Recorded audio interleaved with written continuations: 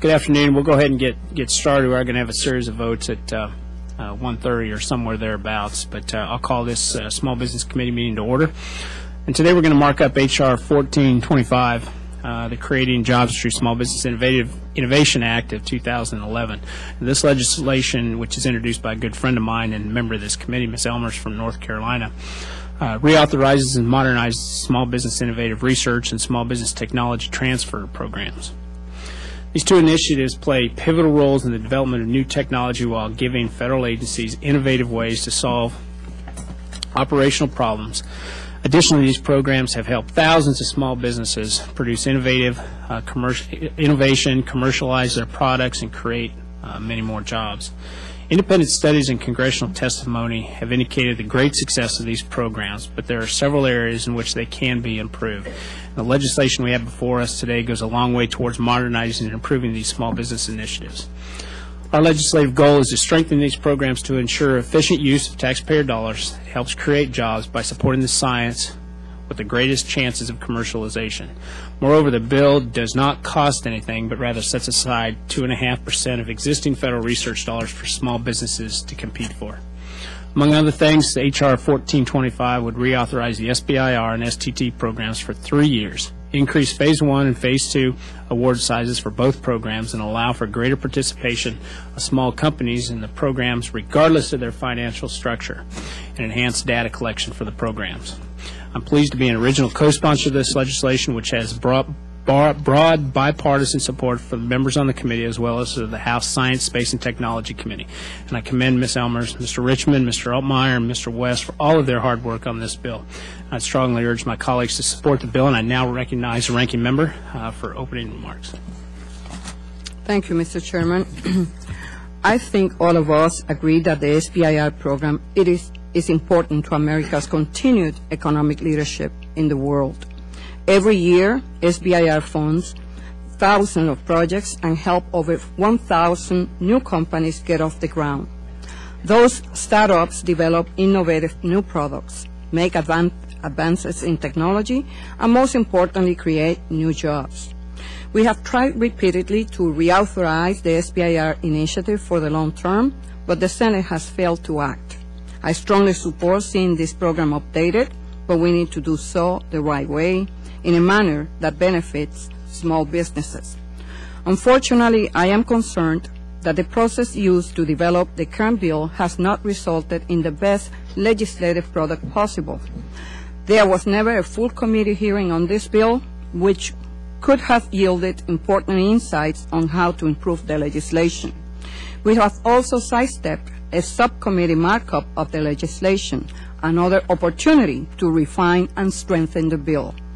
I find it regrettable that in our first legislative venture, Mr. Chairman, the committee has abandoned regular order. That process generally results in poor legislation, and that is reflected in the measure before us. As we work to reauthorize SBIR, small businesses need to be our first and foremost concern.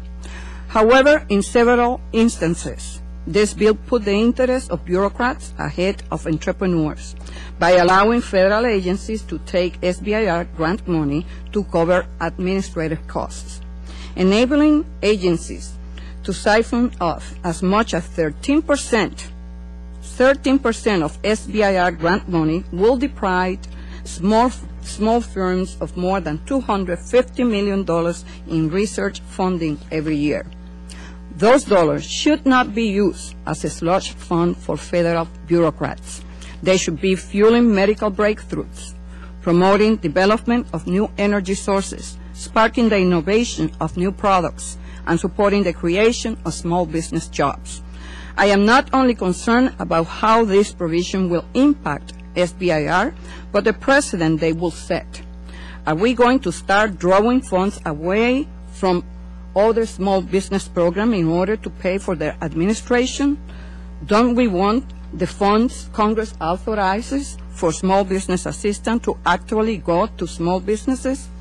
In promoting the bill, I have heard it repeatedly that there is no cost associated with this bill. In fact, the chairman just made reference to that in his opening statement. Only in Washington, would you take $250 million out of the hands of small businesses and claim there is no cost? Just as this legislation will reduce funding available for small businesses, it will also create regulatory hurdles and paperwork burdens for entrepreneurs wishing to participate in the SBIR. If we want the SBIR and STTR programs to be successful, we should be encouraging participation, not making it harder for firms to get involved. The bill also continues discriminating between businesses based on their financing model. This is a practice by SBA that shuts out of the program some of the most promising companies. I was under the impression that this was to be the free market Congress. It is therefore confusing and disappointing that we are considering legislation which allows such anti-market practices to continue. Mr. Chairman, the SBIR and STTR programs are important tools in helping rebuild our economy for the long term.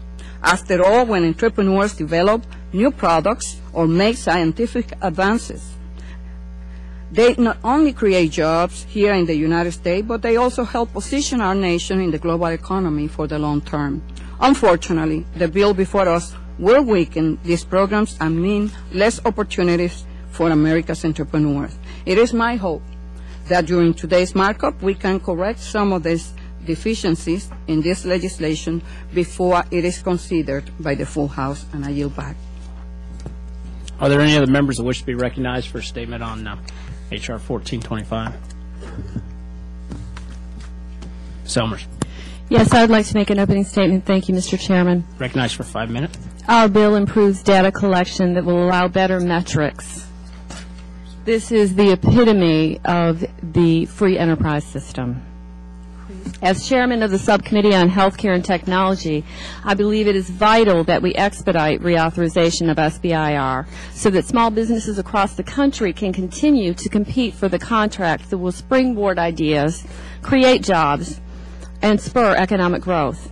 It is important to note that our bill has strong bipartisan support from both committees of jurisdiction. As for specifics, our bill allows for greater participation among small businesses with significant private capital support. We believe the program should focus on the best ideas and not a company's financial structure. Our bill increases both Phase 1 and Phase 2 award levels, which have not been raised since 1982. Our bill allows Congress to better determine how the program is working and provide more engaged oversight.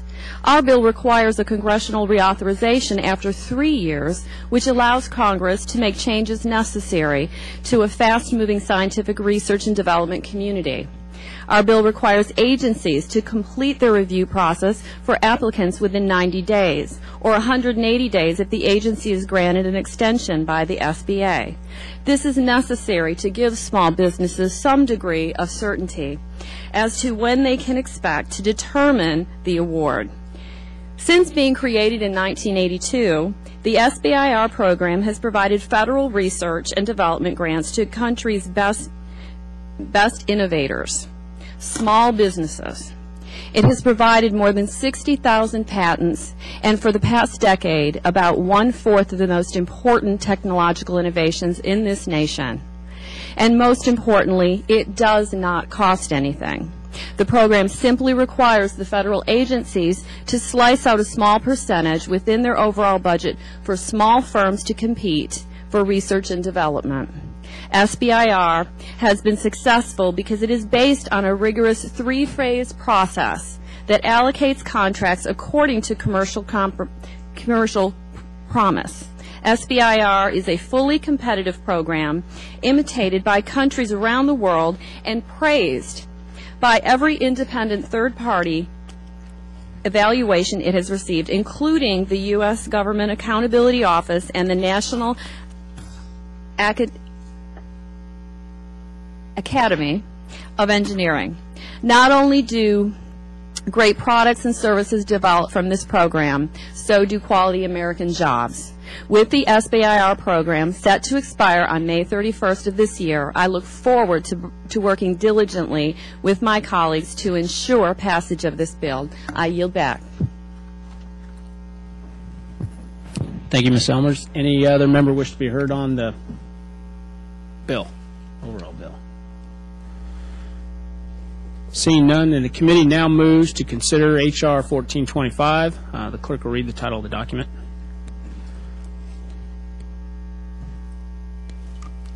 Creating Jobs Through Small Business Innovation Act of 2011.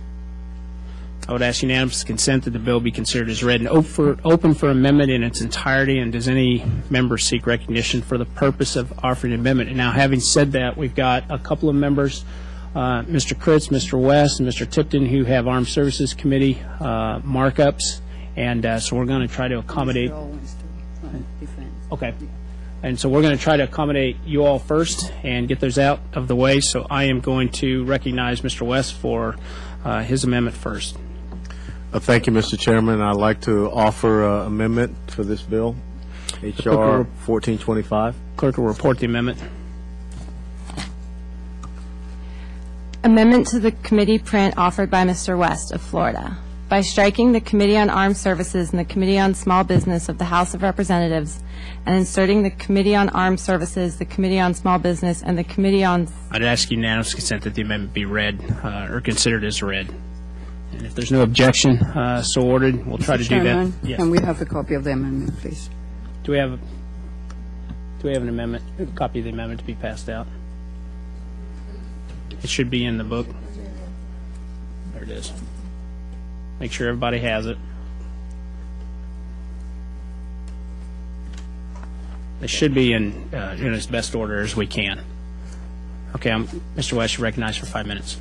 Absolutely. This one of the meetings that I had just last week was with a friend of mine who is now the head of the director of the Army Rapid Equipping Force. And one of the things that he is really concerned about having is more collaboration, more cooperation between the Rapid Equipping Force, the Department of Defense, U.S. Army, with our small businesses as far as innovative technology that they can bring immediate things to the table for our war fighters so that they don't have to get tied up in the procurement process. And so a part of that, what we're looking at with this amendment, is to require an annual DoD report on the commercialization readiness program and requires the DoD to share information about their efforts to include SBIR technology and companies in DoD programs. Additionally, the base bill directs the DoD to establish goals for SBIR technology inclusion in the prime and subcontractor relationship. Now, the amendment also holds that if prime contractors will be held harmless against those goals if they can certify that no suitable SBIR technology is available to include in any of their such programs. And with that being said, I yield back, Mr. Chairman. Does any other gentleman wish to be heard on the gentleman from Florida's amendment?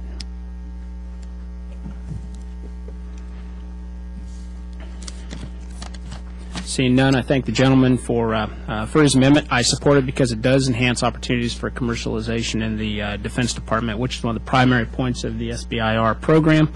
And having said that, all those in favor, please say aye. Aye. All opposed, no. The opinion of the chairs, the ayes have it.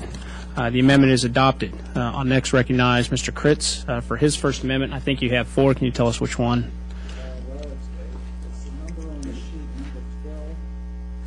I recognize Mr. Kritz for number 12. Sorry, it's number 12, Kritz. And in the... Oh, good. Will the clerk please read the amendment? Amendment to the committee print offered by Mr. Kritz of Pennsylvania. Preference for hydraulic fracturing research. Section 9 of the Small Business Act. I would ask unanimous consent that the amendment be accepted as read. Any objections? Seeing none, I'll turn to Mr. Kritz for explanation of the amendment. Thank you, Mr. Chairman, and thank you, Ranking Member, for allowing those of us in Armed Services to go quickly. So in the essence of time, I'll be very brief. In western Pennsylvania, actually in all over Pennsylvania, we have discovered the Marcellus Shale gas play. And one of the ways that they release the gas from the shale is through a process called hydraulic fracturing. And as the co-chairman of the Marcellus Shale Gas Caucus, the fracturing process and the frack water has become an issue of contention within our state and within many states. And this amendment is just to encourage agencies that have SBIRs to create an SBIR related to reducing the environmental impact with respect to water quality of hydraulic fracturing during natural gas exploration activities, so that we can move the technology forward and take care of our energy needs in this country. And I yield back. Thank you, Mr. Kritz. Does any other members wish to be heard on the amendment? Seeing none, I think it's an okay amendment. We're willing to accept it. And with that, all those in favor say aye. Aye. All those opposed say no. The amendment's passed and duly adopted. Next, we're going to go ahead, while we're passing out Mr. Tipton's amendments, so I'm going to turn to Mr. Kritz again for his second amendment. Tell us which one it is. It's number 13. Kritz, number 13. Will the clerk please read the title? Amendment to the committee print offered by Mr. Kritz of Pennsylvania. Preference for acid mine drainage research. Section 9. Unanimous consent that the amendment be considered as read.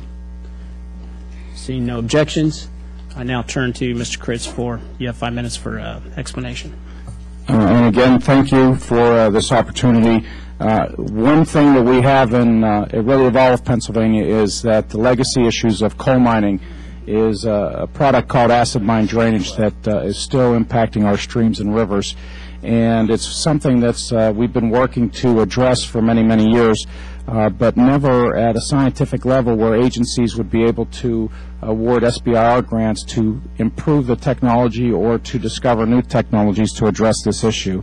So again, this amendment, just like the previous, encourages agencies to make SBIR research awards to give preference for proposals related to reducing the environmental impact with respect to water quality of acid mine drainage. And I yield back. Thank you. Yeah, does any other member wish to be heard on the amendment?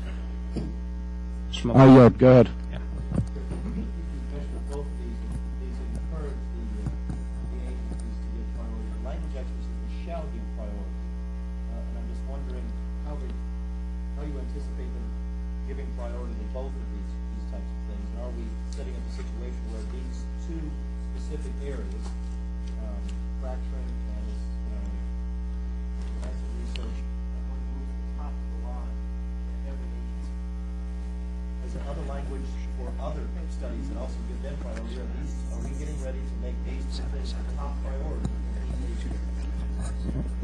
Just as in all SBI programs, this is a merit-based application. So I guess the language is stronger than the actual intent, is that it's just a merit-based opportunity that allows and directs them to look at acid mine drainage and fracking as issues that need to be addressed, and we encourage them then to look into that. But it is still all merit-based.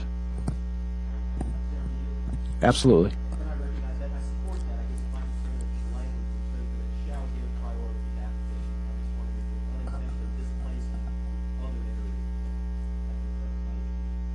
No, and it's all still merit-based. It does nothing to change that criteria.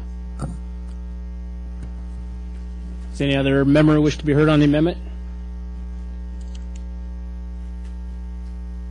Seeing none, all those in favor say aye. Aye. All those opposed, no. The ayes have it. The amendment is adopted. We'll next move to Mr. Tipton. Yeah, let's go ahead and get some of Tipton's out of the way. Let's move to Mr. Tipton. Mr. Chairman, I do not have another committee meeting. Okay. There, if you wanted to go in regular order, I'd be happy to go ahead. I appreciate that. I thought that you did. So let's go ahead and get the rest of Mr. Kritz's and just get them done, since you have a markup problem.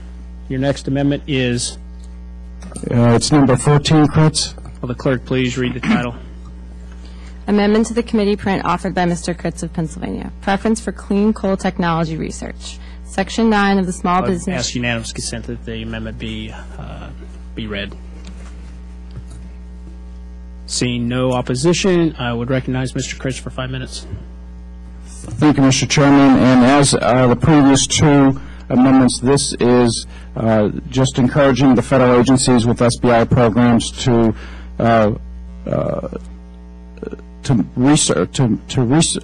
make SBI research awards and give preference to proposals regarding clean coal technology. As gas prices soar, one of the areas that foreign countries and powers that be have gone to a gasification, a coal gasification, and it's an area where obviously Western Pennsylvania, where I hail from, is very rich with coal, but it's all across Pennsylvania and all across the country, that this could be an area where the more we do with turning coal into alternate forms of fuel would be taking us off the dole from the Middle Eastern oil reserves.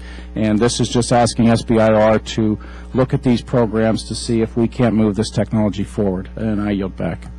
Does any other member wish to seek recognition? Mr. Mulvaney. Absolutely. Mr. Critz, and I'm sorry to beat the dead horse, but this one actually goes a little bit further. The closing to your amendment says, it adds additional language now. It says, in a manner that increases the number of award recipients conducting research. And I think what we really are moving beyond what I think you intended here. And if this were to pass, I think that each agency would actually be required to start approving more of these programs for clean coal research. I'm as big a fan of clean coal research as you are. We generate a great deal of energy with coal in my state.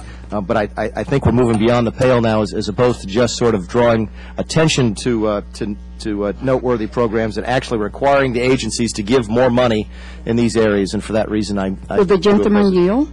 It's not my time, but I'd be happy. I will yield. Yes, absolutely. But to ask the gentleman a question, where do you see, did you see in the language that it requires? It says an SBIR solicitation that requests research. I'm sorry, maybe I'm looking at the wrong one. Just for clarification, we are on Critz number 14. Mine's not numbered. I'm looking at it proposes to amend page 87 after line 6 with a new QQ. Yeah. And the last sentence of that says, in making, well, it reads in its entirety, in making awards under this section, a federal agency shall give priority to applications, which is the language we've seen in the previous two amendments. That's not the amendment. But then, is it not? Am I on the wrong amendment? No, it says, not later than 1 year after the date of enactment of this act, each appropriate federal agency with an SBIR program shall develop and issue, independently or jointly, an SBIR solicitation that requests research proposals. It doesn't require. Again, the one I'm looking at says 14 across the top. Are you and I think what happened was that in order to keep these amendments germane, we had to change the language to encourage, not to require. That way, because it would have had to have left this committee to go to Financial Services for their input. So that's what the language has been. The one you're looking at is the original, and we've actually softened the language. I'm going to regain the time and ask the council to We do not have a copy of the latest version of Mr. Kritz's amendment. So until we get that latest version of that amendment, we can't examine what the amendment is, because the version that we have is as the clerk said.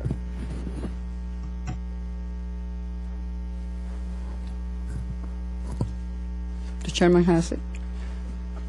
Would the gentleman withdraw the amendment for the time being until we will move to your next one, and until we clear this up so that everybody has a copy of the amendment? And I would encourage all the members. We got some amendments at the very end to please get your amendments in earlier so we can have them in the markup book, so everybody has them in order and has them has the right amendment in front of them. Because this creates a serious problem, and if we don't have the amendment in front of us, then we can't move on. So if you will withdraw that. I will withdraw number 14. All right. Now for the time being. For the time being. Until it can be researched by council, absolutely.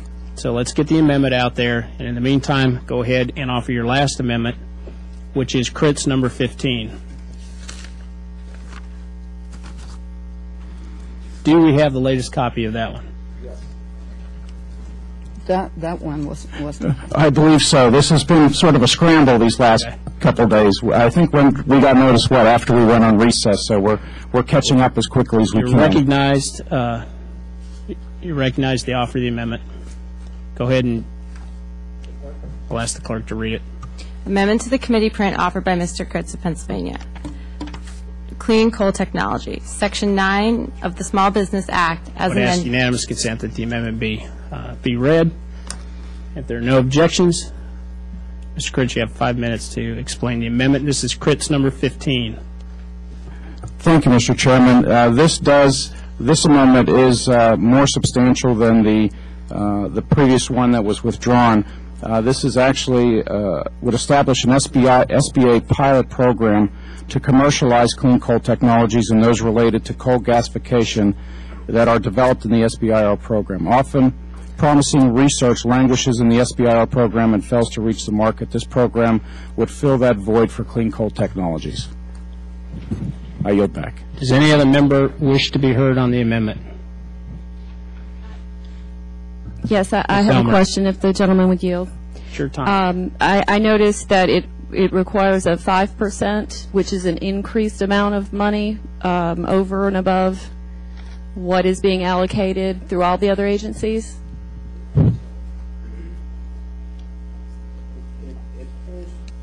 I'm sorry.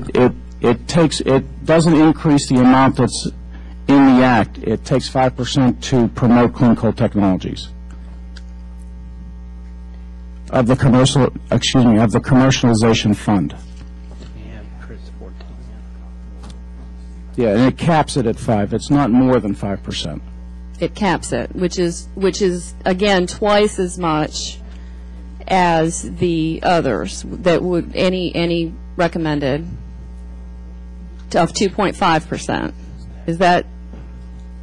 No. The SBIR program has 2.5% that it pulls out of funds to fund itself, but this is from the commercialization account within the SBIR program. Thank you. Mr. King. Thank you, Mr. Chairman. I move to strike the last word. I'm reading the summary that we have that says 5%, listening half to the exchange that's taken place, and reading through the amendment, which doesn't make a reference to 5%. Did I miss a response to that, or are we going forward with another amendment that doesn't represent the language that's being used as it's presented? And I'd ask the gentleman if he would yield to that question. Or I would yield to the gentleman for a response to that question. Mr. Critz? Can you give me a sense of the origin of the 5% number?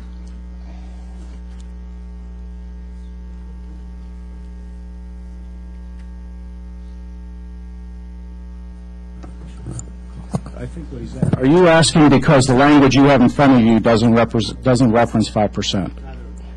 That's correct. And I deal with the gentleman for response to that. I look at a summary here, and I listen to the presentation, the discussion about a 5% cap, and I read through the amendment, which is Critz 15, and I'm beginning to wonder, is the language of this amendment the language that we are discussing here? Or would the gentleman, if he has trouble responding to that, would he be willing then to withdraw it and come with something that's had some clarity? Yeah, I think what happened was we had been discussing the 5%, which here I am defending it, but actually in the final language there is no amount determined.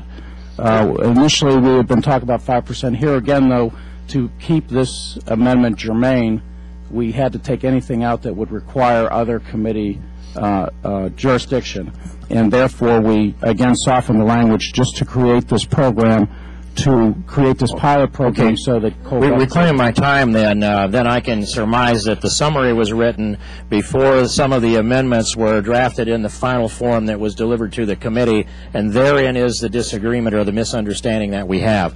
And what I haven't heard from the gentleman is I'll say a justification or a rationalization on why we should be advancing the clean coal technology through small business. Does the market provide that? Don't we have the EPA that is providing plenty of incentives? How does this add extra incentive, or what would be the justification for tax dollars being invested in this endeavor? And I yield to the gentleman.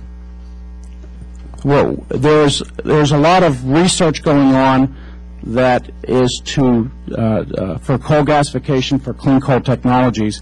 And what this would do would be provide a program where that research then gets built upon and then commercialized so that we can get that technology to market. But it's the gentleman's, reclaiming my time, it's then the gentleman's position that the markets and the EPA regulation won't drive this research without an SBA program to help supplement that. Is that an appropriate conclusion, and I'd yield to the gentleman? Well, I think the way we need to frame this is that we need to get off of foreign oil, and coal gasification technology is something that we need to push. And here is a program, SBIR, that could help move us along those lines, and that's what we're trying to do. Reclaim my time, and I thank the gentleman. I won't make the argument, but neither will I support the amendment. Thank you, and I yield back. Mr. Chairman. Mr. Velasquez. I just would like to add, what the gentleman's amendment tried to do is to promote clean technology in the area of coal. EPA doesn't provide funding, nor does it grant money for research so that we can come up with the next clean technology in the area of coal. So what we're trying to do here is, how can we provide grants for any small business innovator who can come up with clean technology in the area of coal at a time when we are facing this energy crisis. And how can we help that small business innovator bring that technology to commercialization? EPA, in fact, we're having a hearing on regulations impacting small businesses from EPA. So EPA deals with regulation, doesn't provide funding, doesn't provide any resources for any small business innovator to come up with new technologies. Does any other member wish to be heard on the amendment? Mr. West. Thank you, Mr. Chairman. I think that we all agree with the concept of pursuing the clean coal technology and the use of the SBIR to incentivize that pursuit through small businesses. I think that right now there's just a little bit of confusion with the language that is here in this amendment. My recommendation would be to withdraw this amendment and rewrite it as soon as possible to be presented back to the committee. Thank you, and I yield back. Does any other member wish to be heard on the amendment?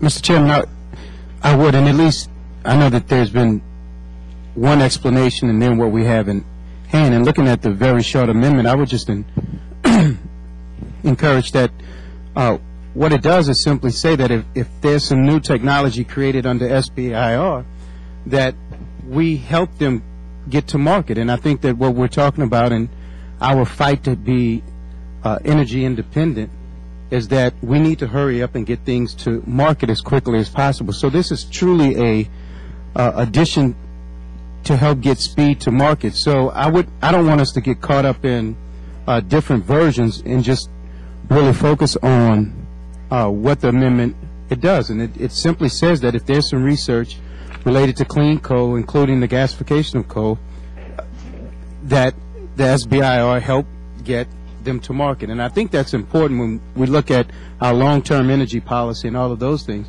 These things take years and years and years, which we don't have, so that we can become independent and not rely on people who may be adverse to us to supply us with our energy needs. So I would just urge us to take a look at the amendment and support the amendment. And I'll yield back. Does any other member wish to be heard on the amendment? Yes, Mr. Chairman.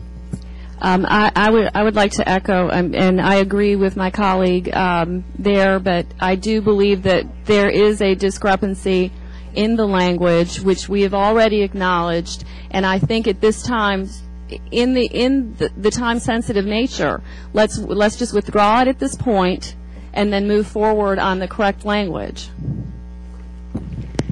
Does any other member wish to be heard on the amendment? Absolutely. We'll withdraw it and make sure that the most up-to-date language is given to council, and we can address this in the future. And I have one question, too. This actually, while the other amendments you've offered so far don't create actual programs, this one creates a pilot program. Is that correct? So we'll accept the withdrawal. You've got two amendments sitting out there that we're waiting on language, and I'm going to encourage members again, when you bring language in at the last minute and change it to the last minute, we're going to get into these problems. We need to have the language here earlier so we can get it in everybody's book, so we're looking at the same language. We're now Mr. down. Chairman, Yes. would you yield? Yes. That's why it would be appropriate to request that we don't notice a markup, a full committee markup, on the day that we are on our way back home. And so we came back here yesterday. We have 7 minutes left in the vote, so we are going to adjourn. Then we will come back and be on regular order. So I encourage members to come back. The hearing is in recess until we're finished with this series of votes.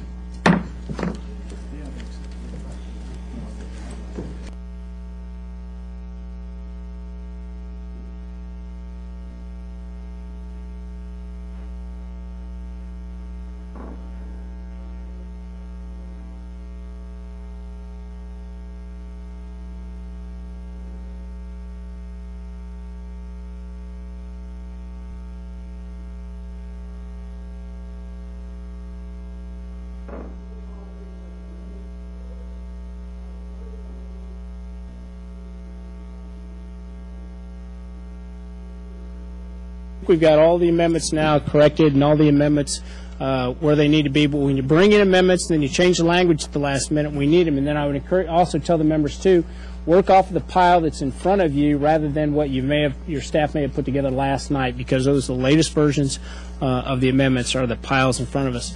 We've got 2 members that still have conflicts with other markups.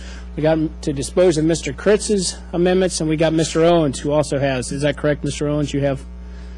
Okay, so we will go ahead and you have 1 amendment? 3 amendments? All right, we'll go ahead and try to burn through yours so that we can get you to your other markup. And like I say, I'm trying to accommodate everybody, but if this keeps getting us all messed up, then we're going to go in regular order. But recognize you for your first amendment. Thank you, Mr. Chairman. My first amendment is number 30 on the sheet. That amendment... Hang on just a second. It's Owens' amendment, number 30. Clerk, please read the... Amendment to committee print offered by Mr. Owens of New York. Increase partnerships... I ask unanimous consent that the reading be disposed of, and we just move forward. Is that okay? If we have no objections, then I will turn to you, Mr. Owens, on number 30. Thank you. This amendment authorizes or directs that each agency establish a procedure by which SBIR awardees and prime contractors can essentially get together and facilitate moving the awardee to the 3rd phase in SBIR, which is really the critical phase where commercialization takes place. And there is the additional request that business incubators be established, which is a common tool in economic development, and many small businesses use these types of facilities, which include such things as shared office space, office services, so that this can be done at an economic basis and move the process along to the commercialization of the particular product which is being developed. I yield back. Thank you, Mr. Owens. Does any other member wish to be heard on the amendment? This is Owens, number 30. Seeing none, I do thank the gentleman for his amendment, and I do support it. Partnerships between the SBIR awardees and larger enterprises should create greater use of technology that's developed under this program. So having said that, the question is on the amendment, number 30, by Mr. Owens of New York. All those in favor say aye. Aye. All opposed, no. The ayes have it. Mr. Owens. The next amendment I have, Mr. Chairman, is number 31. 31. Clerk, please read the title. Amendment to committee print offered by Mr. Owens of New York. Express authority to fast-track Phase 2 awards for promising Phase 1 research. Section 9 of the Small Business Act, as amended by this Act, is further... It's not 31. Oh. We're working on Owens 31. Right, sorry. Enhancing veteran participation in SBIR. Section 9 of the Small Business Act, as amended by this Act, is further amended by adding at the end following. Unanimous consent that the title be read, or as read. If I see no objections, we'll move forward. Mr. Owens, is that the correct amendment, number 31? It is. You're recognized for 5 minutes. Thank you. The purpose of this amendment is to create a preference for veterans in the process of They're securing SBIR and STTR awards, and it's for those entities that are owned and controlled by a veteran. The purpose further is to allow for the receipt of Phase 1 awards up to $300,000 and Phase 2 awards to $2,250,000 under the SBIR program. Again, the purpose of this amendment primarily is to create a preference for veterans.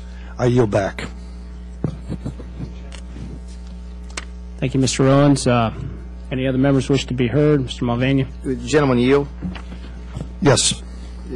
I'm looking at the language in subsection 1A, and I see where I assume these are the dollar figures have been raised to $300,000 and $2.25 million. Is that correct? That's correct. The language that follows that reads, with such amounts able to be exceeded if the federal agency making the awards notifies the administrator of such success. Is that currently in the bill, or is that just added in your amendment? I believe it's just added in my amendment. Well, I mean, okay. I mean, really what we're doing is we're taking away any caps at all, aren't we? I mean, if essentially you can blow through these caps by simply notifying somebody that you've blown through the caps, and there are no caps. Well, it doesn't change, however, the amount of money that's available. All it does is allow the agency to grant a larger amount of money to a veteran-controlled entity. And I recognize that. I would support that up to the limits that you've stated, the $300,000, the $2.25 million. But really, what you're saying is there is no limit on an award to a veteran-owned business, because the agency making the reward simply has to, or the award simply has to notify the administration that it's giving $10 million, and it has the authority to do that. And I think that goes perhaps beyond the intent of the original amendment. Would the gentleman find the amendment acceptable if we struck after exceeded? Yes, sir. Or actually after the words under an SBIR program, and I'm not familiar with the way the chairman handles amendments on the floor in this committee, so I would reserve mine. If the gentleman wishes to withdraw it, and if you want to work on it and try to work on it, I actually we could amend it, or he could amend it if you want. Mr. Chair, yes. I'll just offer a perfecting amendment. So, I'll yield to the ranking member. well, I would like to see that he could offer a perfecting amendment to the amendment. So Again, if you're willing to take amendments on the floor verbally, I'd be more than happy to propose that we simply strike everything after under an SBIR program. There's a comma there inserting a period. That leaves the preferences or the additional caps at 302.25, but removes this extra language. That's acceptable. Did you get that, counsel? Yes. Yes.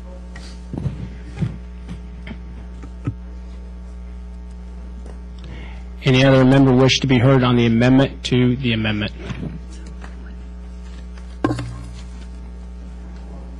Seeing none, the question is on the perfecting amendment by the gentleman, Mr. Mulvaney, to the amendment, Mr. Owens, which is number 31. All those in favor say aye. Aye. All opposed? Appears the ayes have it. The ayes do have it. Does anyone else wish to be heard on the amendment? Mr. Owens. Thank you. The next I have is number 29. We're not finished yet. Oops, sorry. I appreciate that, Mr. Owens, and I do appreciate you this for your amendment. That being said, I personally do not believe that dividing up government contracting programs among certain specific groups of individuals is constructive, and it tends to pit one group of small businesses against another rather than expanding opportunities for small business. It also adds additional layers, so I am going to oppose the amendment. Having said that, the question is on the amendment. Mr. Owens, number 31. All those in favor say aye. Aye. All opposed, no. No. Noes appear to have it. Recorded vote? The gentlelady has asked for a recorded vote. A recorded vote is requested on the question of agreeing to the amendment offered by Mr. Owens, number 31. Is there a second? There's a sufficient second. A recorded vote is ordered pursuant to committee rule number 10. Further proceedings on the amendment will be postponed, and we are going to roll the votes as best we can to accommodate other members, because we got a lot of things going on today, and I don't want members having to run back and forth between other hearings. Now, Mr. Owens, you have another amendment. I do. This one's number 29. Correct. The clerk read the Express authority to fast-track Phase 2 awards for promising Phase 1 research. Ask Section unanimous consent that the title be read. Anyone opposing?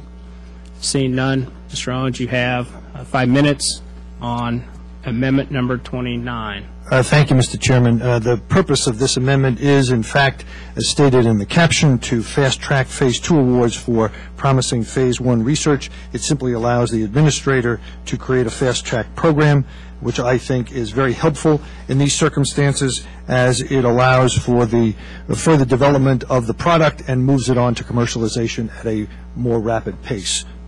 I yield back. Does any other member wish to be heard on the amendment? Yeah, Mr. Chairman. Ranking member. I applaud the gentleman's intent to make this bill better in the sense that one of the major challenges for many small businesses is the loan funding gap between the end of Phase 1 and the beginning of Phase 2. So it is often difficult for companies to hold a team together through this funding gap. Small companies have a substantial burn rate and speed, which projects are funded impacted this rate, so they need the money at a faster rate. Research has shown that this mechanism can result in greater expected sales for the company and greater employment growth. So I will ask for my colleagues to support Mr. Owens' amendment. I yield back. I thank the gentleman for his amendment. I support it because it's going to reduce bureaucratic red tape facing some of these small, innovative companies. So I would urge my colleagues to do the same. That being said, the question is on the amendment by Mr. Owens, number 29. All those in favor say aye. Aye. All those opposed? The ayes appear to have it. The ayes do have it. The amendment is adopted. Mr. Chairman, thank you very much for assisting me today. Absolutely. Now, I believe we have another conflict. Ms. Chu requested if she... Cicilline have a conflict. Both of you have a conflict? Resolve it right away. Who wants to go first? Cece, you go first, Judy. Well, You're sure? How many amendments do you have, Ms. Chu? I have 3. 3. How many do you have? 3. Ladies first. Bill. Thank you. Mr. Which amendment Chair, is it? I have an amendment at the desk. It's number 27. Number 27. Clerk, please read the amendment, number 27. Ms. Chu.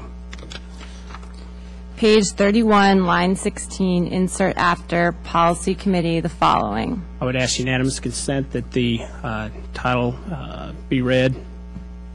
Seeing no objections, we'll move forward. Ms. Chu, you have 5 minutes. Explain your amendment, number 27.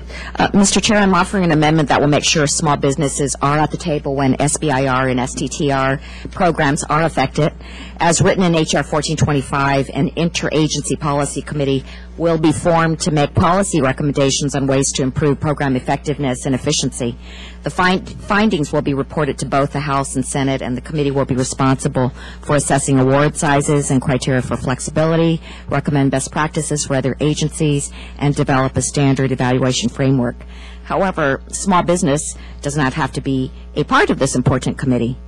My amendment would require that members of the small business community be part of the interagency policy committee. As members of Congress, we know that we learn about policies and programs when constituents walk through our doors and tell us how these programs are working. Small business should be part of these conversations at the Interagency Policy Committee, since they know firsthand how any changes to SBIR and STTR will impact them.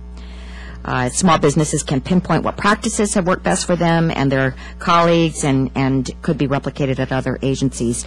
They would be the first ones to identify any needs or gaps in services that may not be seen from the perspective of a federal agency. And lastly, having small businesses that are in the forefront of their fields can encourage the SBIR programs to stay on top of the changing industry dynamics and tailor the program accordingly. If we are truly invested in making SBIR and STTR programs run efficiently and effectively, we should include small business community members in the Interagency Policy Committee. I urge the members of the committee to support my amendment. Does any other member wish to be heard on the amendment? Yes, I would like to speak. As it is laid out in SBIR, there's actually oversight in the fact that it's a 3-year program to be looked at from that perspective. And I'm afraid if we add another committee, interagency policy committee, that's just adding another layer of bureaucracy, which will stand in the way of small business innovation. And I would recommend a no vote on this amendment. Would the gentle lady yield? Yes. This is not creating a new program. It's not creating a new layer. This is making sure that we empower those most impacted by any policy changes on the SBIR program. It will require small business participation in the interagency policy committee that is in existence. So we are allowing for small businesses to have representation at the Interagency Policy Committee. We will lend and allow for small businesses to have a voice in this policy committee that is already in existence. Thank you for yielding. Does any other member wish to be heard? I thank the gentlelady for amendment, and I do believe that small businesses should have a voice on their interagency policy committee's discussions, and that the committee should actively seek out that information. I believe this particular committee should be comprised of only federal agency employees, and therefore placing small businesses on the policy committee will necessitate the use of cumbersome procedures set forth in the Federal Advisory Committee Act. At this point, I oppose this amendment, but if the gentlelady would withdraw it, I would be happy to work with you, and we can come up with a compromise and be able to, as the bill moves forward towards the floor, hopefully come up with something that we can help you with.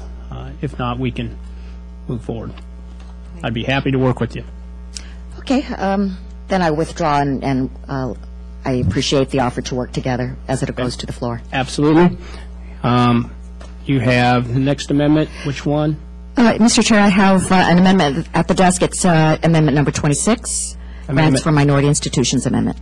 Will the clerk please read Amendment 26? Ms. Chu.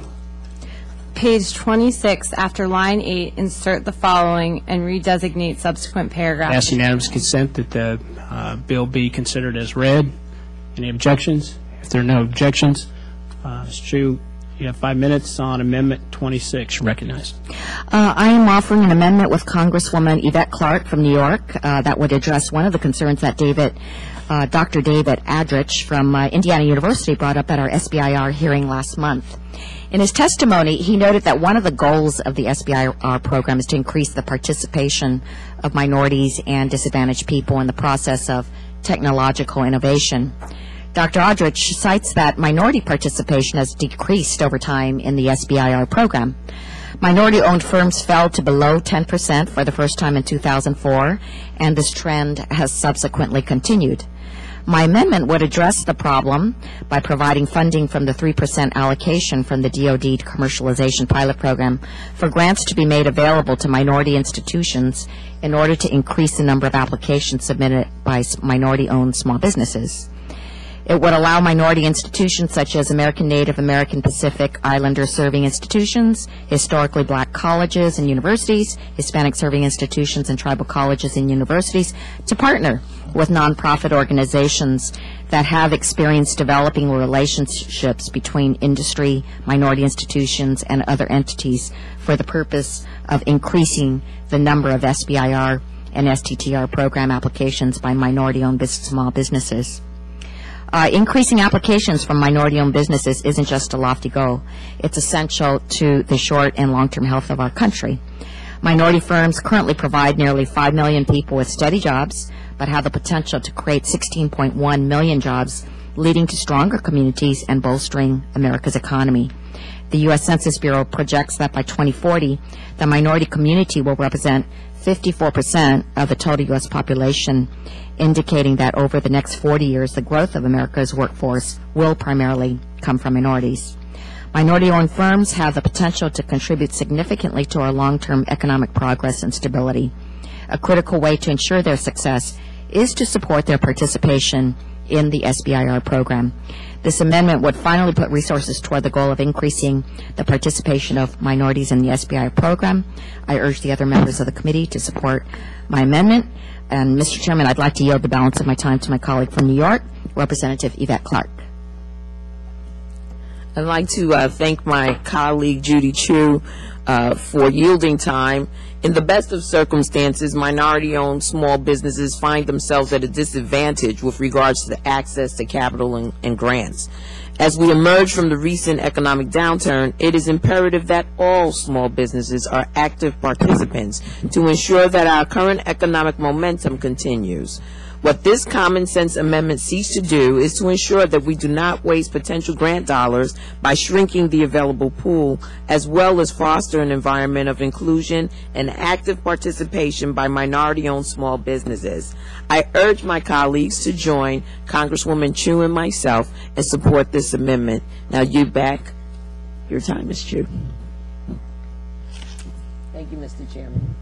I thank the gentlelady for her amendment. Unfortunately, I do oppose this amendment as it changes Section 202, which is the commercialization readiness program at the Department of Defense. The Committee on Armed Services, Department of Defense, and I all support the program because it does enhance what is, in my view, the core mission of the SBIR program, which is commercialization of research. And there are other mechanisms, such as Section 310, use administrative costs to increase outreach without undermining this valuable program at the Department of Defense. So I'd urge my colleagues a no vote. Does anybody else wish to be heard on the amendment? Yes, Mr. Chairman. You know, the face of small businesses in America is changing. It's more minority, it's more women, and we need to make sure that we provide the resources to give an opportunity for minority businesses to thrive in this country. And if we, as a nation, want to get our economy to be competitive, we must provide ways for minority businesses, in this case, to work with minority institutions to be able to have the same opportunity as other businesses. The facts are that for minority-owned businesses from 2000 to 2005, there was no increase in the number of grants awarded to these businesses. Yet, the number of overall awards sharply increased during the same time period. Empirical evidence points to a high involvement of universities in SBIR-funded projects. Thus, minority institutions are the logical place for outreach to minorities that are likely to participate in the program. I support this amendment, and I ask my colleagues to do the same. Thank you, Mr. Chairman. The question is on the amendment. Ms. Chu, number 26. All those in favor say aye. Aye. All those opposed, no. No. The noes appear to have it. We ask for a recorded vote. The recorded vote has been requested. The question is agreeing to the amendment offered by Ms. Chu, number 26. Is there a second? Second. There is a second. A recorded vote is ordered pursuant to Committee Rule 10 for the proceedings on the amendment will be postponed. Ms. Chu, you have one more? Yes. 25? Yes, my last amendment is number 25. Number 25, increase funding SBIR programs. Clerk, please read the title. Page 4, line 6, strike $150,000 and insert $225,000. I ask unanimous consent that the amendment be considered as read. If there are no objections, so ordered.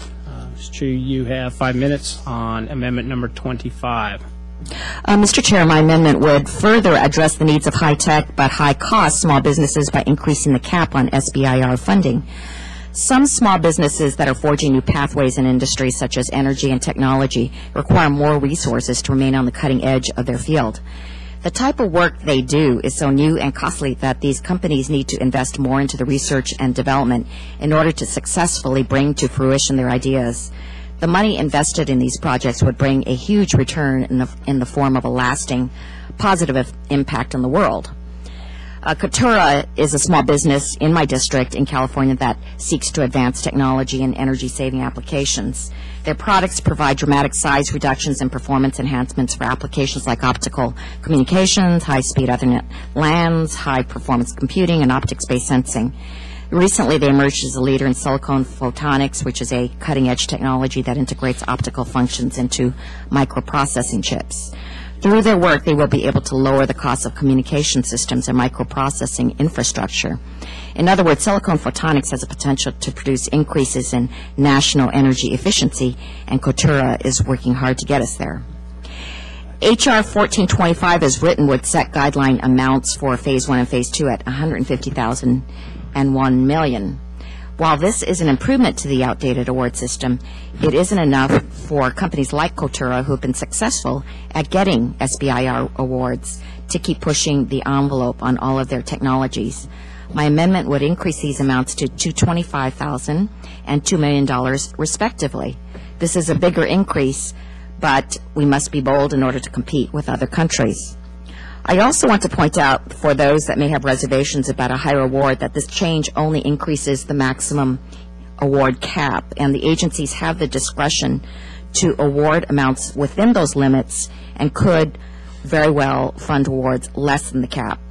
I don't want these increased guidelines to translate into less overall SBIR awards, so to offset these increased guidelines, my amendment also raises SBIR allocation by 0.5% incrementally over 5 years, and the STTR allocation by 0.2% over 2 years. These are moderate and much-needed increases to the program. In order to truly reap the benefits of such innovations, we need to ensure that a broader set of small businesses are sufficiently funded to take on the research and development needed to push these energy and technology industries to the next level and into the commercialization stage. I urge the other members of the committee to support my amendment. Does any other member wish to be heard on the amendment? Ms. Elmers. Mr. Chairman, to the point, and I believe Ms. Chu pointed out that there is already discretion that is built into the bill as it is written as to whether or not a larger amount can be awarded, and therefore I do not support this because it's already there, basically. And it is on a competitive basis. It is built in, and I see no further need, especially since there is also the oversight that is put in place over that 3-year period. Does anyone else wish to be heard on the amendment? Seeing none, I thank the gentlelady for her amendment. I do oppose this amendment because I believe the bill itself strikes the appropriate levels between keeping up with the cost of doing business and ensuring a diverse number of awardees. So I'd urge my colleagues to please vote no. The question is on Ms. Chu's amendment number 25. All those in favor say aye. Aye. All those opposed, no. No. The noes appear to have it. Yes. The noes do have it. The amendment is not adopted. I ask for a recorded vote. We've already, you need to ask for, if you're going to ask for a recorded vote, ask for it before I announce what the outcome is. We can take a recorded vote. A recorded vote has been requested on the question of agreeing to the amendment offered by Ms. Chu, number 25. Is there a second? Second. There being a sufficient second, a recorded vote is ordered pursuant to Committee Rule 10 for the proceedings of the amendment will be postponed. Mr. Cicilline, Thank you, do Mr. you have a conflict? Yes, Mr. Chairman. Which amendment do you have? Amendment number 10. Amendment number 10. Clerk, please read Mr. Cicilline's amendment. Add at the end the following: report on enhancement of manufacturing activities. I ask unanimous consent that the amendment be considered as read. Without objection, Mr. Cicilline. Thank you, Mr. Chairman. This amendment would add a new section to the bill entitled Report on Enhancement of Manufacturing Activities, and really recognizes the importance of small business, manufacturing, and innovation, and would require any agency awarding more than $50 million in SBIR, STTR grants to submit to Congress a description of efforts that they've undertaken by that respective agency to enhance manufacturing, and it would provide us with information to ensure that the underlying goals and objectives of SBIR and STTR increase the participation of small firms in federal research and prepare those small businesses to transition that research into commercialized products and services, and particularly as it relates to manufacturing-related efforts. And so it really will give us some good information. If you use that cutoff point of $50 million, it will apply to the Departments of Defense, Energy, Health and Human Services, NIH, NASA, and NSF. I urge my colleagues to support the amendment. It doesn't provide any additional cost, obviously, but just lots of good information. Does any other member wish to be heard on the amendment? Seeing none, I thank the gentleman for his amendment. I do support this amendment. I support what the gentleman is trying to do with it. Having said that, the question is on the amendment number 10 by Mr. Cicilline. All those in favor say aye. Aye. All those opposed, no. The ayes appear to have it. The ayes do have it. The amendment is adopted. Now, your next two amendments are fresh to us. Is that correct? Yes. The next amendment I have, Mr. Chairman, is... Have they been passed out? Yes. It's entitled What's the for number? grants to the states. What number? Do you have a copy of it? It is number 9? Number 9. Page 26, after line 8, insert the following and redesignate subsequent paragraphs accordingly. I'd ask unanimous consent that the amendment be considered as read. There are no objections. Mr. Cicilline, Thank you, Mr. 5 minutes. I encourage you to get your amendments out earlier if you have them.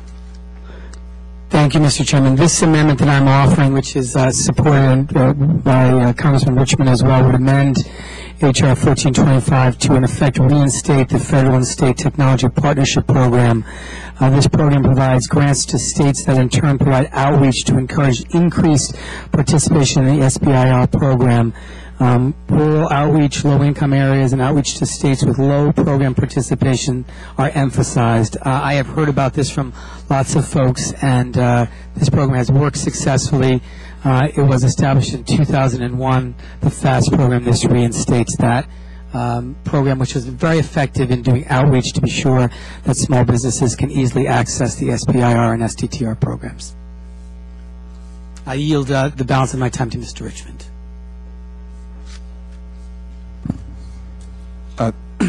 Thank you to my colleague, Mr. Cicilline. I would just like to add that the FAST program would help provide underrepresented businesses with workshops and training programs throughout Louisiana with the focus on traditional underserved areas, including rural areas and underrepresented entrepreneurs. It also would allow an opportunity for universities to promote partnerships between small companies and universities, which would allow more leveraging in the dollars that the federal dollars that we use. And I think that one of the things we should always do as government is to make sure that we're leveraging our resources and our dollars as much as we possibly can so that we get the largest return on our investment, which at the end of the day is ultimately the taxpayer dollars, and we want to make sure that we get the most bang in our buck. And I think that this amendment absolutely does that, so I would just urge my colleagues to support it. And I'd yield back. Does any other member wish to be heard on the amendment? Seeing none, I have to oppose the amendment, Mr. Cicilline. I just got it, but as near as I can tell, it's duplicative. That's one of the reasons why it wasn't addressed in the bill, so I have to oppose it. Having said that, the question is on the amendment by Mr. Cicilline. Is this number 9? Yes, Mr. Chairman. All those in favor say aye. Aye. All those opposed, no. No. The noes appear to have it. The noes do have it. Yeah, I'm sorry. We'd ask for a recorded vote, Mr. Chairman. Recorded vote is requested on the question of agreeing to the amendment offered by Mr. Cicilline, number 9. Is there a second? There being a sufficient second, a recorded vote is ordered pursuant to Committee Rule 10. For the proceedings on the amendment will be postponed. Mr. Cicilline? Next, this is another new amendment.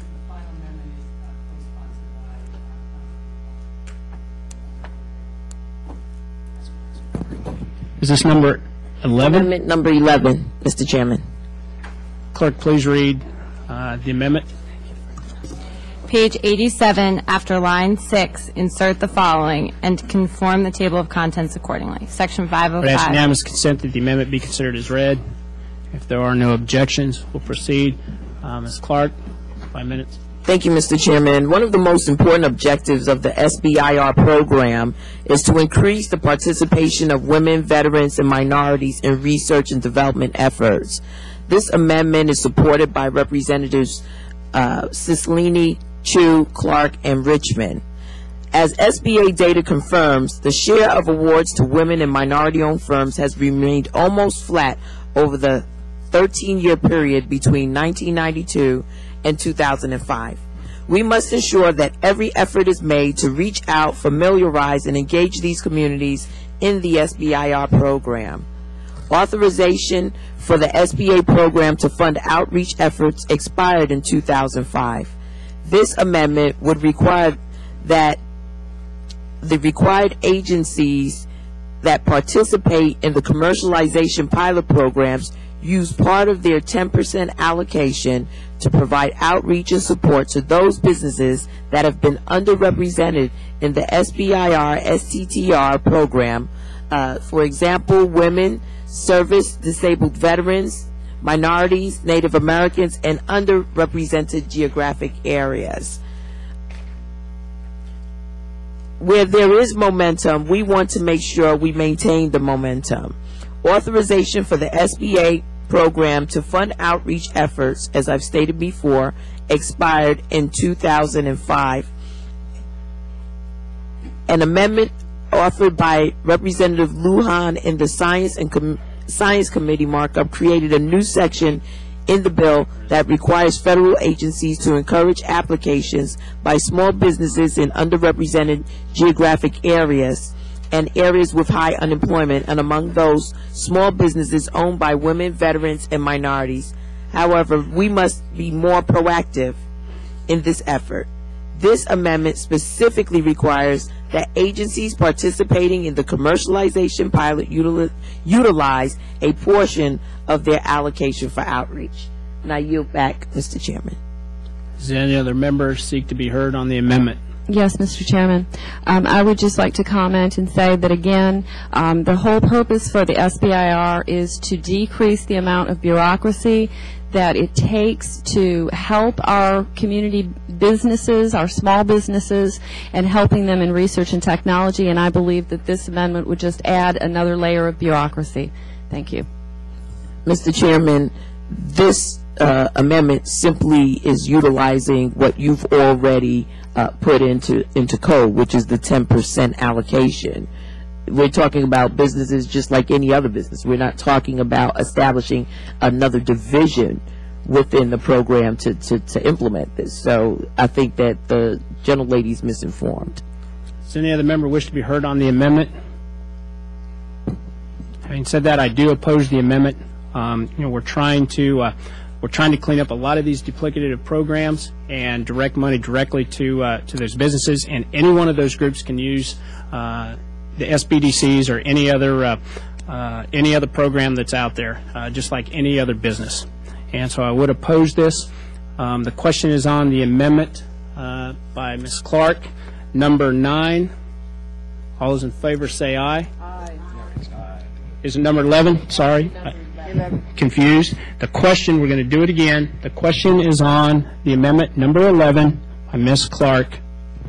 All those in favor say aye. Aye. All those opposed, no. No. The noes appear to have it. Mr. Chairman?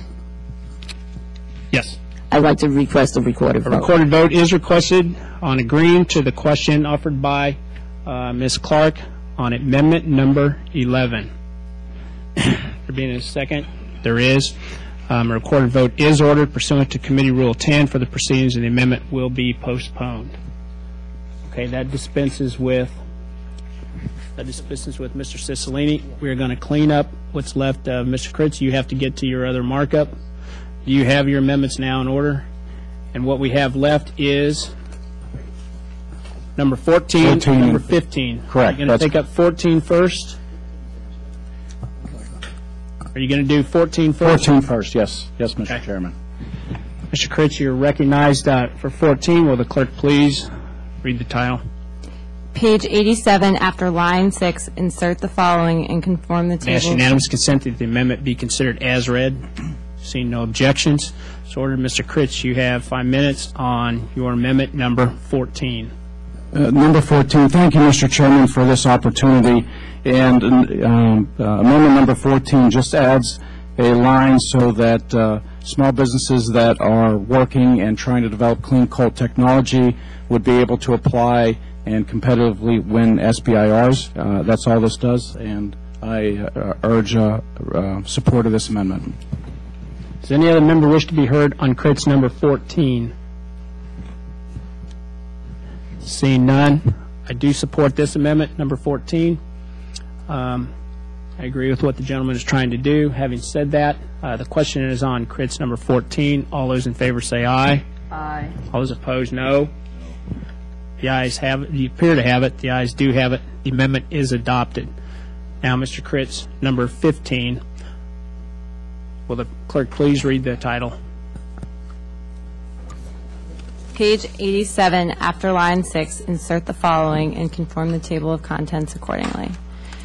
Section 505, clean coal technology. Section 9. I'd ask unanimous consent that the amendment be considered as read. Seeing no objection. Mr. Critz, you have 5 minutes on amendment number 15. Thank you, Mr. Chairman. In this time when we're looking for alternate fuel sources, it's key in my area, but it's key across this country, that coal-powered electricity generation, coal accounts for about 50% of electricity generation across this country. And there is an obvious move to eliminate coal production by different agencies within the federal government. And what this amendment would do would allow programs, businesses that are developing the clean coal technology, including turning coal into gas, would have the support of the SBA if they win a program or win funding through SBIR, would have support to then commercialize that technology so that we could move to a cleaner burning coal, and then also to keep coal as one of our prime suppliers of electricity in this country. And I yield back. Does any other member wish to be heard on the Critz amendment number 15? Seeing none, I do oppose this amendment. It creates another program exactly like what we already have in the Department of Energy. Having said that, the question is on the Critz amendment number 15. All those in favor say aye. Aye. All those opposed, no. No. The noes appear to have it. Mr. Chairman, I ask for a recorded vote. A recorded vote has been requested on the question to agreeing to the amendment, Mr. Critz, number 15. Is there a sufficient second? There is a sufficient second. A recorded vote is ordered pursuant to Committee Rule 10. Further proceedings on this amendment shall be postponed. Mr. Tipton, you're up. You have 3 amendments, I believe.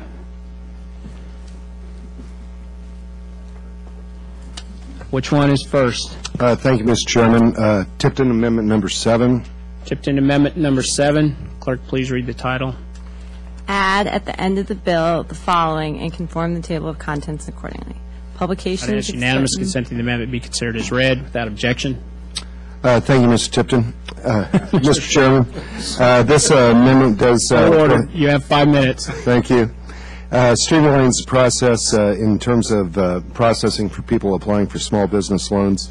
Currently, we have a multiplicity of websites, and navigating through that, this will streamline that process and have one website for applicants and participants. Right now, we have, again, a multiplicity of agency sites to find those opportunities. Feel this amendment will help level the playing field. It's my understanding that the majority of awards and multiple awards go to only about 7% of applicants. As a consequence, in a sense, you have applicants who have gotten good at funding for applying for these funds and awards, and thus they receive most of the awards. This amendment seeks to give all small businesses and applicants the same opportunity as those government contractors, and I'd ask for support of this amendment. Now yield back the balance of my time. Does any other member wish to be heard on the amendment? Seeing none, I do support the amendment. The question is on Mr. Tipton, amendment number 7. All those in favor say aye. Aye. All those opposed, no. The ayes appear to have it. The ayes do have it. Amendment is adopted. Mr. Tipton, amendment number 8. Thank you, Mr. Chairman. Clerk, please read the title. Page 42, line 22, strike shall and insert may. I'd ask unanimous consent that the amendment be considered as read. Without objection. Seeing none. Mr. Tipton, you're up. Thank you, Mr. Chairman. The purpose of this is just to eliminate a mandate. Obviously, a big difference between the words shall and may, and this seems to be far more sensible given all of our economic concerns right now. So I'd ask for support of this amendment. Now yield back. Does any other member wish to be heard on the amendment? Seeing none, I do agree there is a big difference between shall and may. The question is on Mr. Tipton, amendment number 8. All those in favor say aye. Aye. All those opposed, no. The ayes appear to have it. The ayes do have it. The amendment is adopted. Mr. Tipton, number 9. Would the clerk please read the title? Page 87, after line 6, insert the following, and conform the table of contents accordingly. I'd ask unanimous consent that the amendment be considered as read. If there are no objections, seeing none, Mr. Tipton, 5 minutes. Thank you, Mr. Chairman. This is just a little bit of a cleanup and an incentive amendment. When we visited with many of our constituents who have utilized the programs, many have complained about the lag time between notification of the award and receiving the actual funding. This doesn't define a particular time, but certainly gives incentive to increase to make notification as quick as possible. And ask for support of this amendment. Yield back. Does any other member wish to be heard on the amendment? Seeing none, I do support the gentleman's amendment. Having said that, the question is on amendment. Mr. Tipton, number 9. All those in favor say aye. Aye. Aye. All those opposed, no. The ayes appear to have it. The ayes do have it. The amendment is adopted. I will move to Mr. Schrader. You have how many? 2. 2 amendments? Yes, sir. Which one are you bringing up first? Let's do the first one, which is amendment number 15. Schrader, amendment number 15. Clerk, please read the title. Page 83, beginning on line 11, strike the head of each federal agency. I'd ask unanimous consent that the amendment be considered as read. Seeing no objections, Mr. Schrader. Thank 5 you, minutes Mr. Chairman. on amendment number 15. Yeah, this is a pretty simple amendment. Just asks that the SBA use outcome-based performance metrics to evaluate the effectiveness of the SBIR program. This will give us a more comprehensive view of the program, increase our ability to study its efficiency while we review it. And oftentimes agencies are using output or input measures, and we really want to see outcomes. And there's been a lot of problems in a lot of programs that's testified before this committee, both in the last Congress and this Congress. So I think it'll help us get a better handle on things. Yield back. Any other member wish to be heard on the amendment? Mr. Chairman. Ranking member. I support this amendment. I believe that is an improvement to the bill. As we know, in a GAO study, it was found that each agency had a separate way of soliciting, awarding, and evaluating the awards, resulting in the need for SBA to design a baseline evaluation.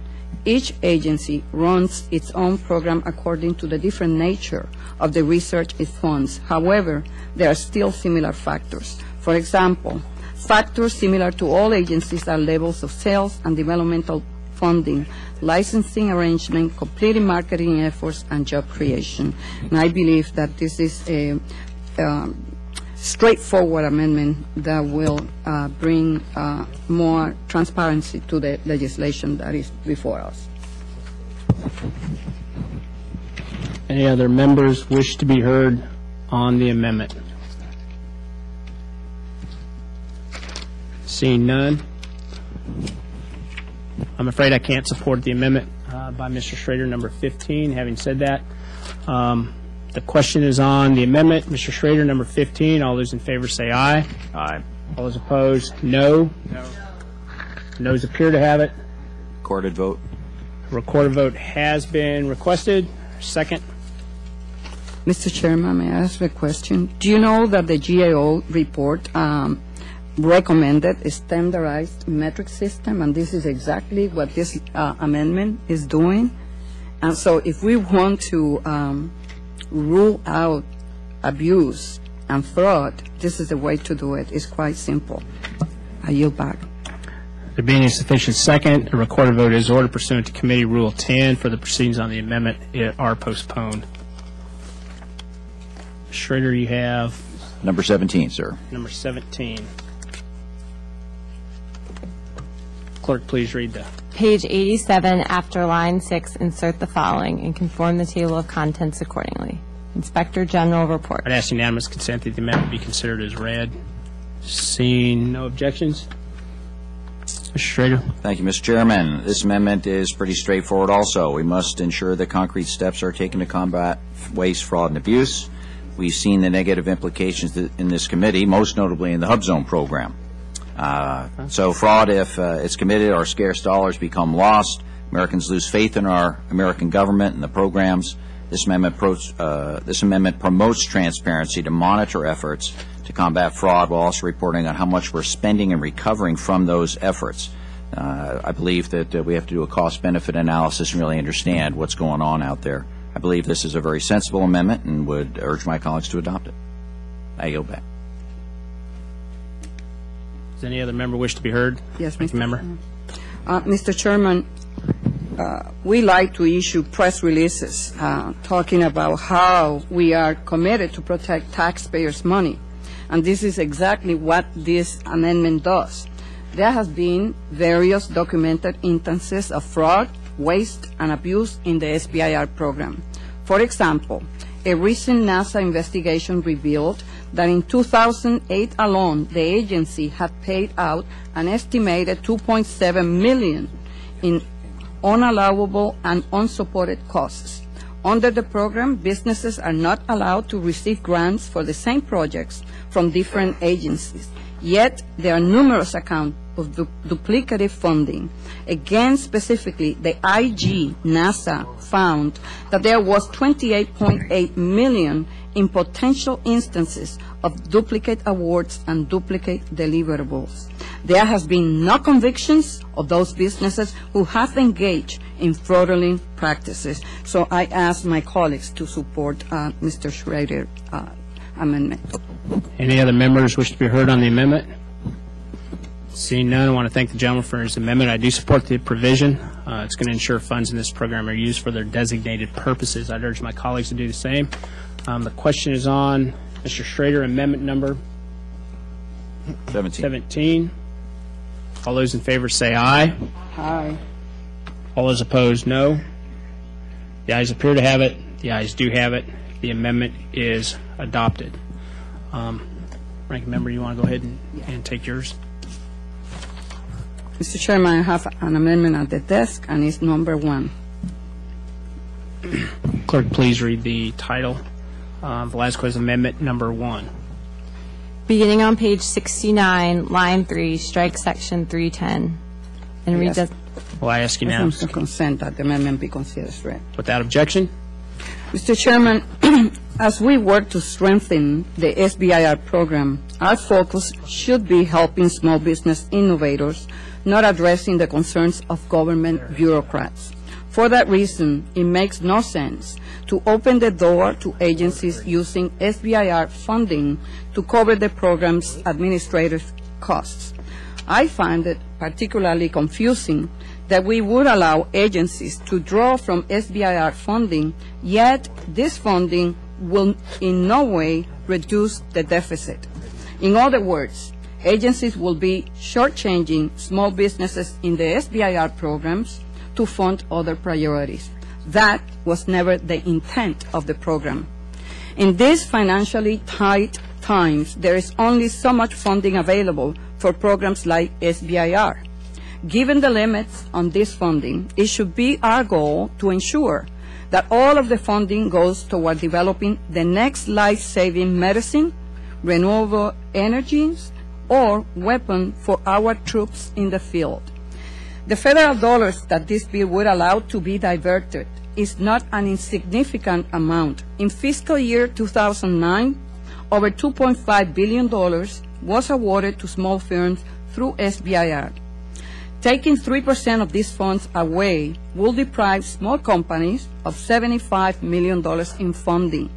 In terms of the number of businesses affected, this will amount to losing 500 Phase 1 grant awards or 75 Phase 2 awards. Mr. Chairman, we never know when one of these SBIR grants is going to hit pay dirt and result in an enormous scientific advancement.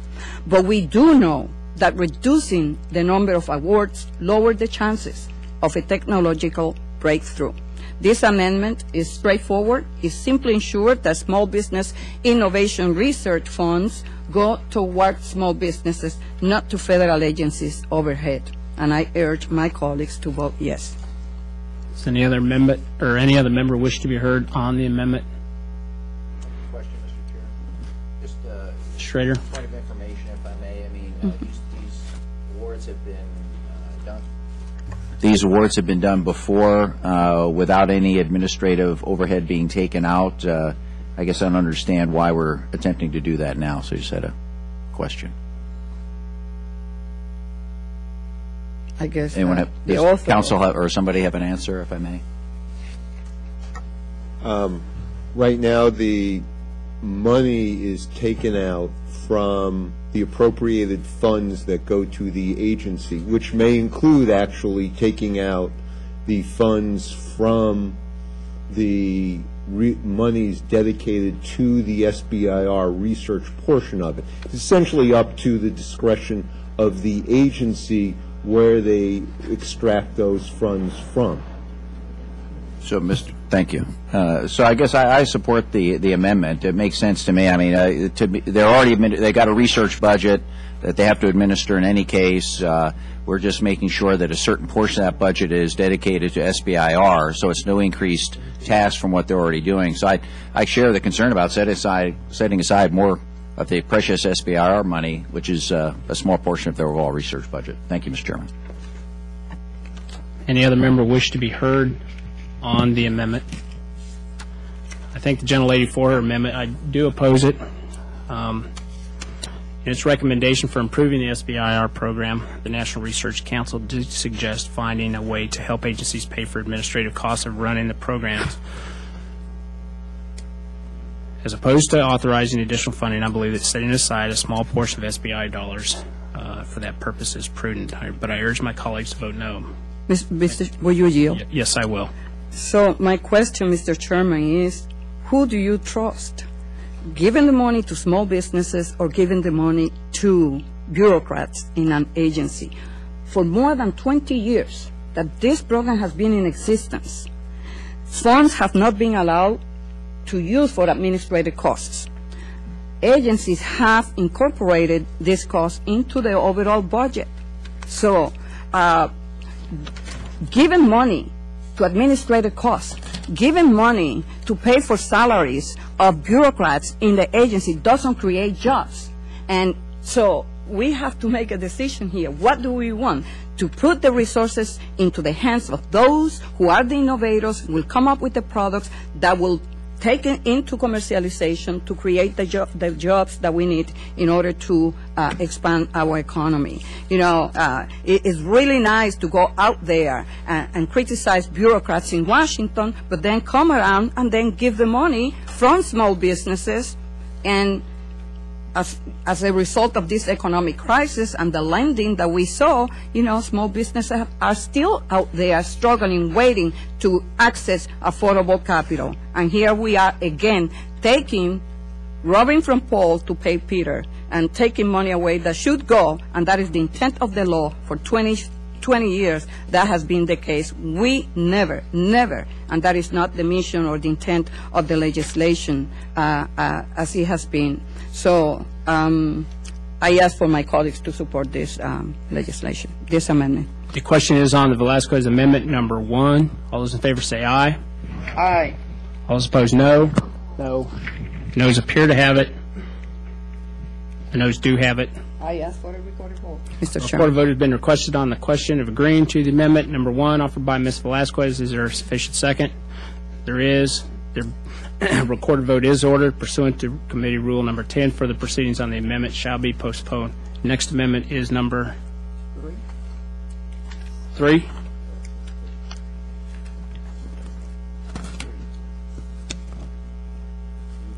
Number 13. Number 13.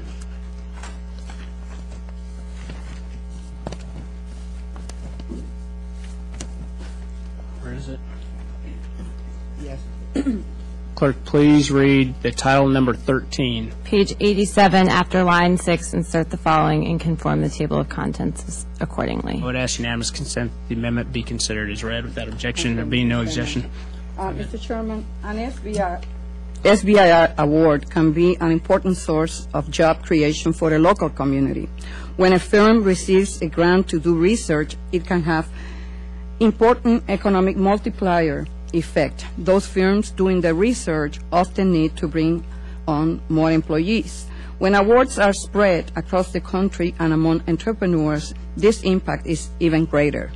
Unfortunately, the SBIR programs have become highly concentrated in a few large companies. For instance, one company which testified before this committee this year has nearly 400 awards for more than $150 million over its life in the SBIR program.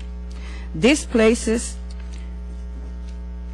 this one company by itself above 23 states, including Missouri, Montana, Delaware, and Rhode Island, and Iowa. In fact, this company, again by itself, has won more in SBIR funds than Idaho, Mississippi, Wyoming, and North Dakota combined. In 2009 alone, it won 39 awards for $16 million. This is more awards than the total won by 9 states and territories. It is also more than the state of Missouri, who got $14 million, Tennessee, $13 million, Louisiana, $3 million, South Carolina, $11 million, won by themselves. This problem is not confined to just one company. There are many examples of such concentration. This is occurring because a few enterprising individuals have become experts at one thing, winning SBIR awards. This is inconsistent with the program's intent, which was created to spur research and development with the potential for commercialization, not become a main source of revenue for multinational contract research firms. To address this problem and create more opportunity for the type of small businesses Congress had in mind when it created the program, my amendment will establish limits on how many awards a small business could win in a given year.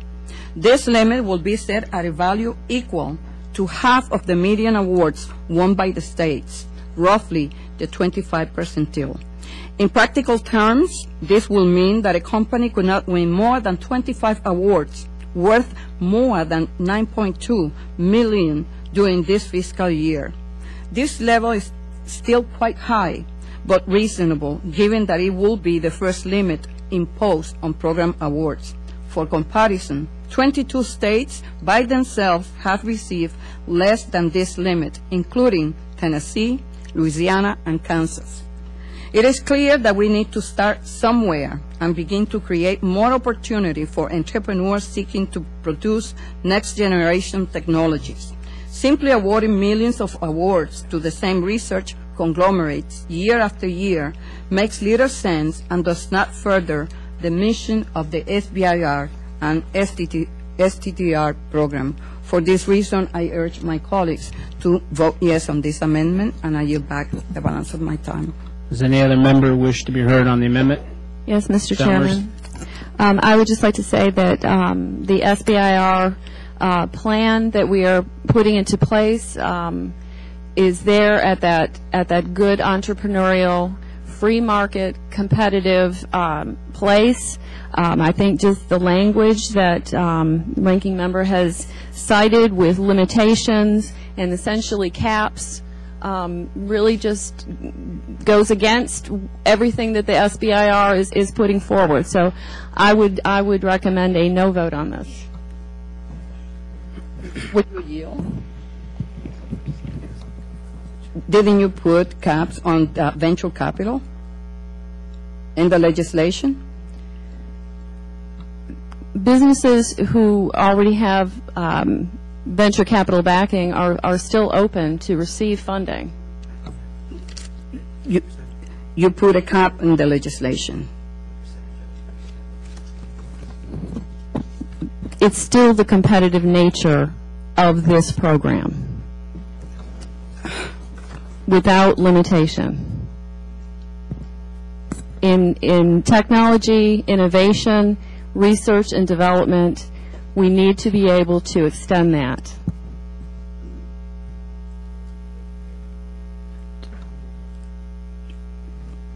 Do any other member wish to be heard?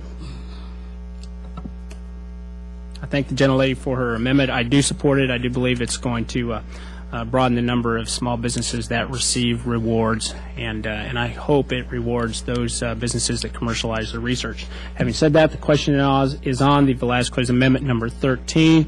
All those in favor say aye. Aye. All those opposed, no. The ayes appear to have it. The ayes do have it. The amendment is adopted. Next amendment is number 3. Clerk, please read the title, Velazquez Amendment number 3. Beginning on page 25, line 8, strike section. Unanimous consent that the amendment be considered as read. Without objection, so ordered. Ms. Velazquez. Thank you, Mr. Chairman. Mr. Chairman, every year it becomes more expensive to not only develop a new product, but successfully bring it to market. According to the National Science Foundation, for the last 2 decades, the amount spent on research and development of medicines has more than tripled from $5.5 billion to $17 billion. Industry groups in the pharmaceutical industry suggest the numbers are even higher, citing a 6-fold increase in research costs. Rising costs for developing products are not limited to the pharmaceutical industry. Developing new crop protection products has become 40% more expensive in recent years. As businesses look to more products from the drawing board to the marketplace, they need flexibility in determining what works best for them. The bill we're considering places an emphasis on helping companies commercialize their products, and rightly so. After all, the purpose of the SBIR program is the development of new goods and services that have value for the government or in the marketplace. Unfortunately, rather than empowering small businesses to successfully commercialize their products, this bill will put the government in charge of determining exactly what businesses need to bring their product to market. Sure. It will seem to me that our goal should be giving firms tools they need, not telling them what will work best for them. Small firms that have developed these products know which ingredients are needed for commercialization. The ingredients may be product testing, marketing, perfection of the manufacturing process, evaluation of the technology, or a mix of all these elements. The point is that small firms should decide which of these two are most important to them and necessary for their success. Again, it is not up to a bureaucrat in any of the 11 federal agencies to decide what is the best route to bring that product into market. They are not businesses. They don't come from the private sector. They don't have the expertise. Small businesses should be given the flexibility to decide what is the best route that they need to take in order to bring those products to market. The amendment I am offering will provide firms with vouchers they could use for his technical assistant. And rather than a federal agency dictating what they think is best, the entrepreneurs evaluate their own needs and decide how to go forward. Does any other member wish to be heard on the amendment? Seeing none, I thank the gentlelady for her amendment. I do oppose it. There appears to be insufficient oversight of the proposed program, and there doesn't seem to be any restriction on how the vouchers could be used. So I would urge my colleagues to vote no on this amendment, number 3. The question is on Ms. Velazquez in New York, amendment number 3. All those in favor say aye. Aye. All those opposed, no. No. The noes appear to have I it. ask for a recorded vote. Recorded vote has been requested. Is there a second? There is a second. A recorded vote is ordered pursuant to committee rule number 10. Further proceedings on the amendment shall be postponed. And you have one last one. Yeah. Amendment number 12. Clerk, please read that. Page 87, after line 6, insert the following. I ask unanimous consent that the amendment be considered. Without objection. Mr. Chairman, this amendment is about getting spending under control and ensuring taxpayers receive the best value for their dollar. As we all know, over the years, a number of pilot programs have cropped up at the agency, and the SBA has continued seeking funding for them. As just one example, in its current budget submission, the agency has requested funding for initiatives like the Small Loan Advantage Program, Community Advantage, Impact Investing, Early Stage Innovation Fund, Regional Clusters, the Distant Learning Portal, and the Emerging Lenders Program. The last 3 of this program alone cost $15 million more than we have spent on the Women's Business Development Center that we authorized, that has been tested, and that is working. None of these pilot programs has been authorized by Congress, nor has they been tested. If we are serious about reducing the deficit and rooting out inefficiency, these unauthorized programs are the best place to start. The fact is, we live in tight fiscal times and must ensure that resources dedicated to SBA are spent wisely. One problem with the proliferation of pilot programs has been that once launched, they never go away. Instead, they draw resources away from other services at the agency. I ask my colleagues to support this amendment. Does any other member wish to be heard on the amendment? Yes, Mr. Chairman. Mr. Schrader. I'd like to support the ranking member's effort here. I think we all know that a lot of programs in government get started and they just go on in perpetuity, and I'd like to think this committee, as well as members of Congress, like to reevaluate their effectiveness or their appropriateness given changing economic times. So I really think this is a great way to save some money. I yield back. Does any other member wish to be heard on the amendment? Seeing none, this is one area that gentlelady and I completely agree when it comes to these pilot programs, and I would continue to work with her on legislation to try to restrict the SBA's ability to create these programs.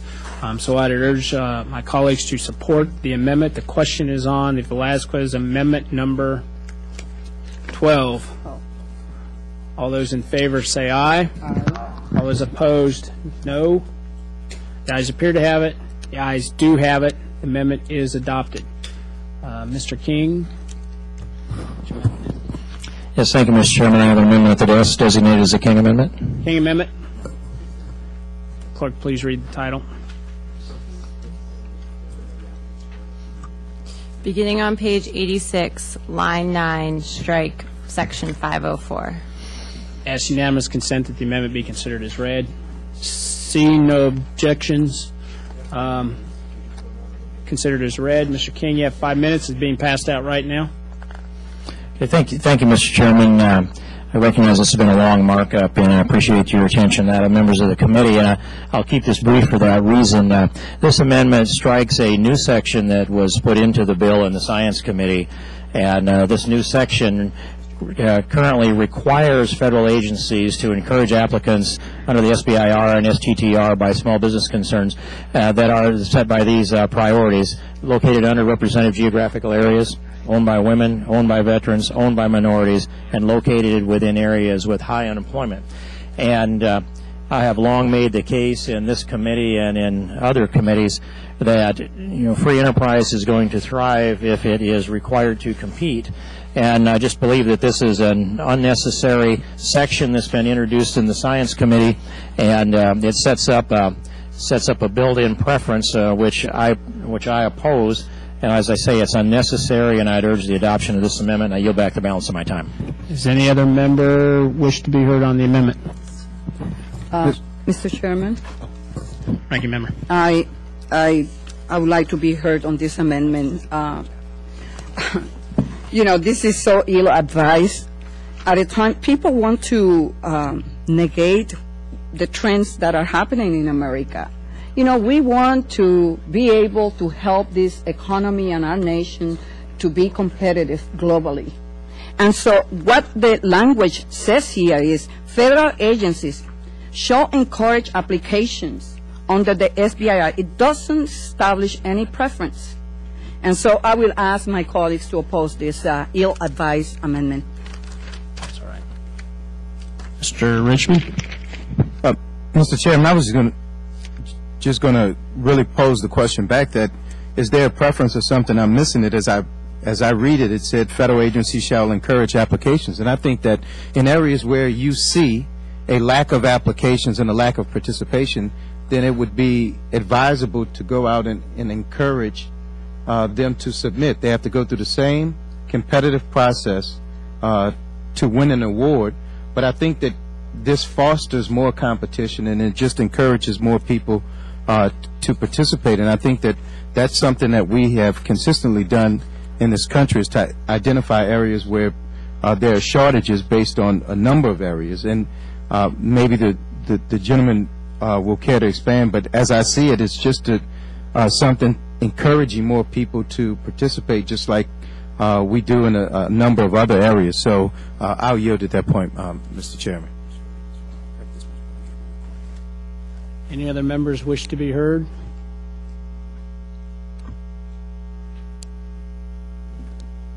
Seeing none, I do support the gentleman's amendment. The question is on the King Amendment, number 1. All those in favor say aye. Aye. All those opposed, no. The ayes appear to have it. We ask for a recorded vote. A recorded vote has been requested.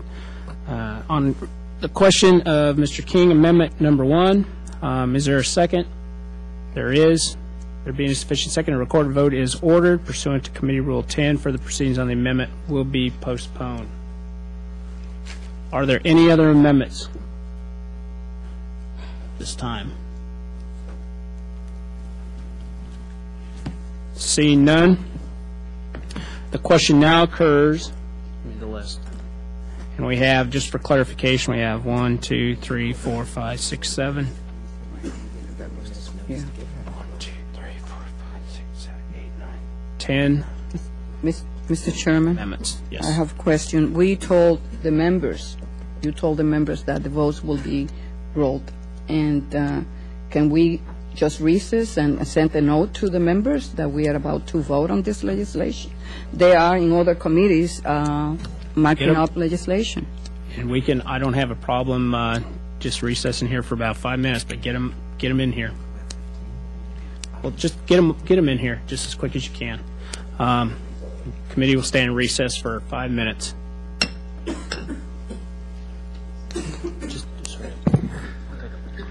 We do it like that in other committees.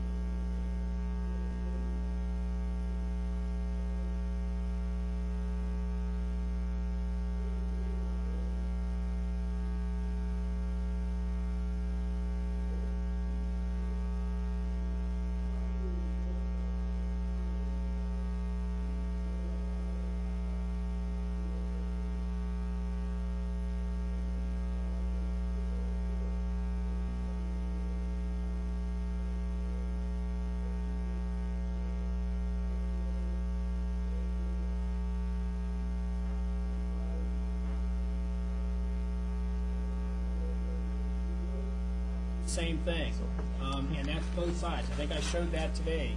The minority side had a lot of commitments out there, and we're trying to accommodate that. So we're going to try to do this as open as we can. And we have several, 1, 2, 3, 4, 5, 6, 7, 8, 9, 10 recorded votes that we're going to dispense with at this point. So the question is on. Now occurs on agreeing to the amendment offered by, we're going to start with Ms. Velazquez, the ranking member, The question now occurs on agreeing to the amendment offered by Ms. Velazquez, number 1, on which a recorded vote was ordered. The clerk shall call the roll. Mr. Graves. No. Mr. Bartlett. Mr. Shabbat. Mr. King. Mr. Kaufman. Mr. Mulvaney. Mr. Tipton.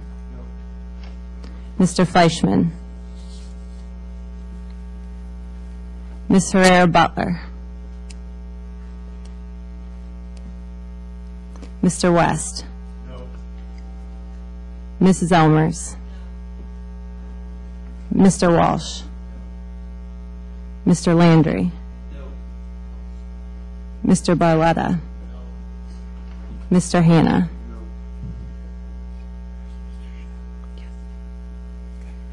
Ms. Velazquez. Aye. Mr. Schrader. Yes. Mr. Kritz. Mr. Altmeyer. Aye. Ms. Clark. Ms. Chu. Mr. Cicilline. Mr. Richmond. Mr. Peters. Mr. Keating. Mr. Owens.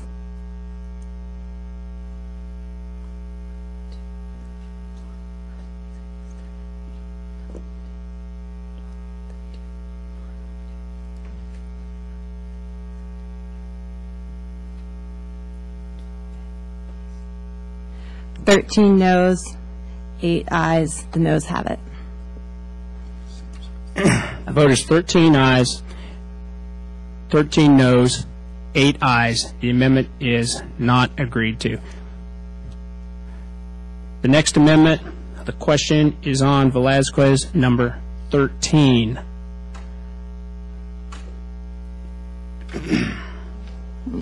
In which a recorded vote was ordered. Right. Will the clerk please call the roll? Velazquez, amendment number 3. Is it number 3? Mm-hmm.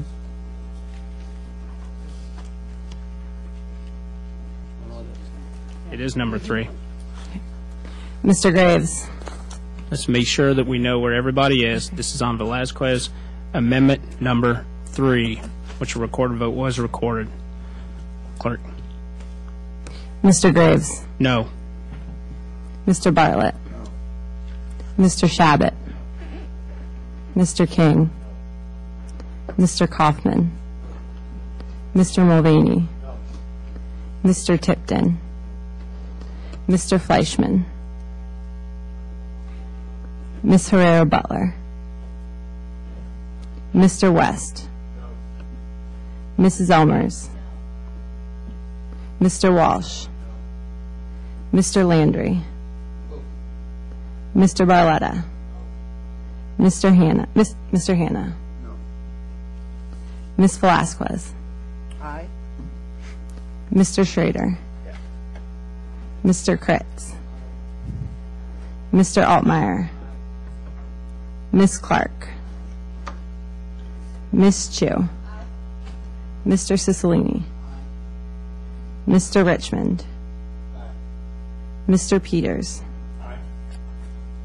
Mr. Keating. Mr. Owens.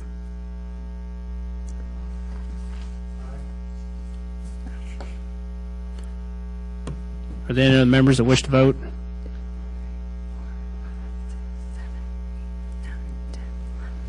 What's the total?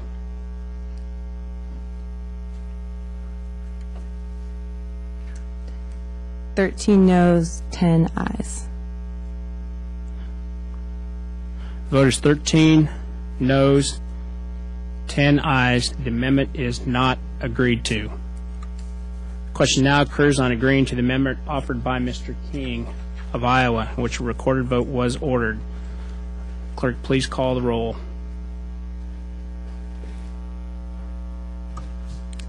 Mr. Graves. Yes. Mr. Bartlett. Mr. Shabbat. Mr. King. Mr. Kaufman. Mr. Mulvaney. Mr. Tipton, Mr. Fleischman, Ms. Ferrer-Butler, Mr. West, Mrs. Elmers, Mr. Walsh, Mr. Landry, Mr. Barletta, Mr. Hanna,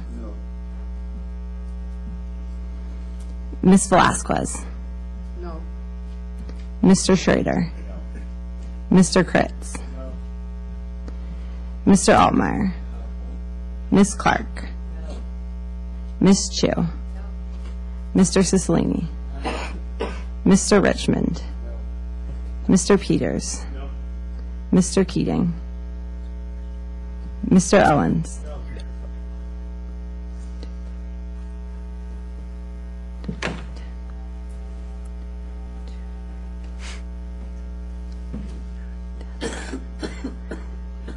"12 ayes, 10 noes." What was the noes?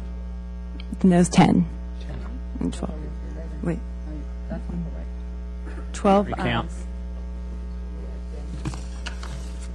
Hold on. 1, 2, 3, 4, 5, 6, 7, 8, 9, 10. Verify the roll. Call the roll. Okay. Recalling the roll. Call the roll. Mr. Graves. Aye. Mr. Bartlett. Mr. Shabbat. Mr. King. Mr. Kaufman. Mr. Mulvaney. Mr. Tipton. Mr. Fleischman. Ms. Ferrer-Butler. Mr. West. Mrs. Elmers. Mr. Walsh. Mr. Landry. Mr. Barletta. Mr. Hanna. Ms. Velasquez. No. Mr. Schrader. Mr. Kritz. Mr. Altmeyer. Ms. Clark. Ms. Chu. Mr. Cicilline. Mr. Richmond. Mr. Peters. Mr. Keating. Mr. Owens. Does any other members wish to vote? Ferrer-Butler. Ferrer-Butler votes aye.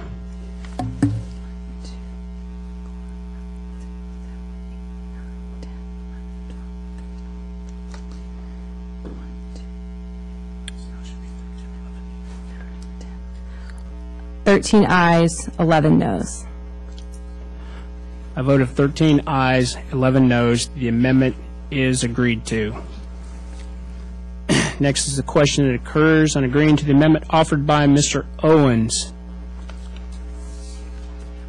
It's amendment number 31 by Mr. Owens, in which a recorded vote was ordered. Clerk, please call the roll. Mr. Graves. No. Mr. Bartlett. Mr. Shabbat. Mr. King. Present. Which one is that? Mr. Kaufman. 31. Mr. Mulvaney. Mr. Tipton. Mr. Fleischman.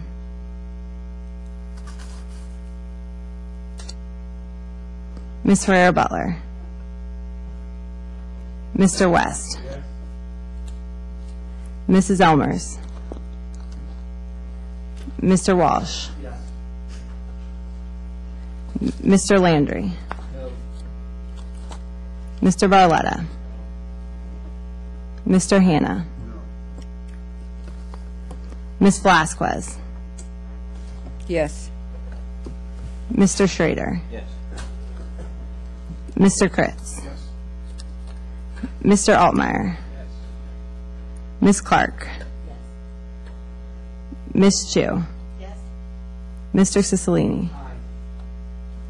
Mr. Richmond. Mr. Peters. Mr. Keating, Mr. Owens. Does any other members wish to be heard? Mr. Chairman, Mr. King? I'll change my vote to no. Mr. King votes no. Mr. Kaufman? Mr. Kaufman votes no.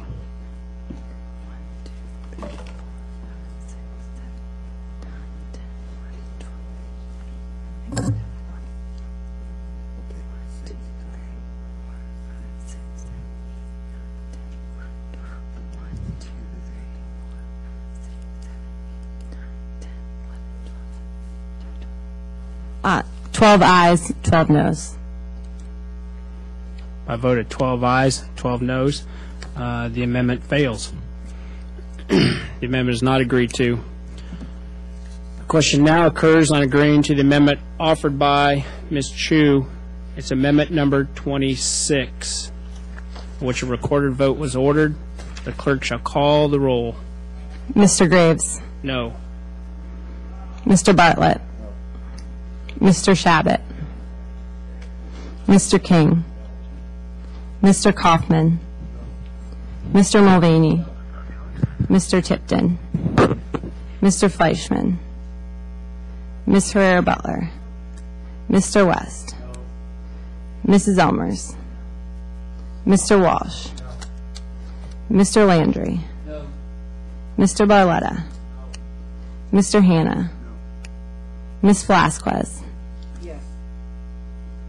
Mr. Schrader, Mr. Kritz, Mr. Altmeyer, Ms. Clark, Ms. Chu, Mr. Cicilline, Mr. Richmond, Mr. Peters, Mr. Keating, Mr. Owens,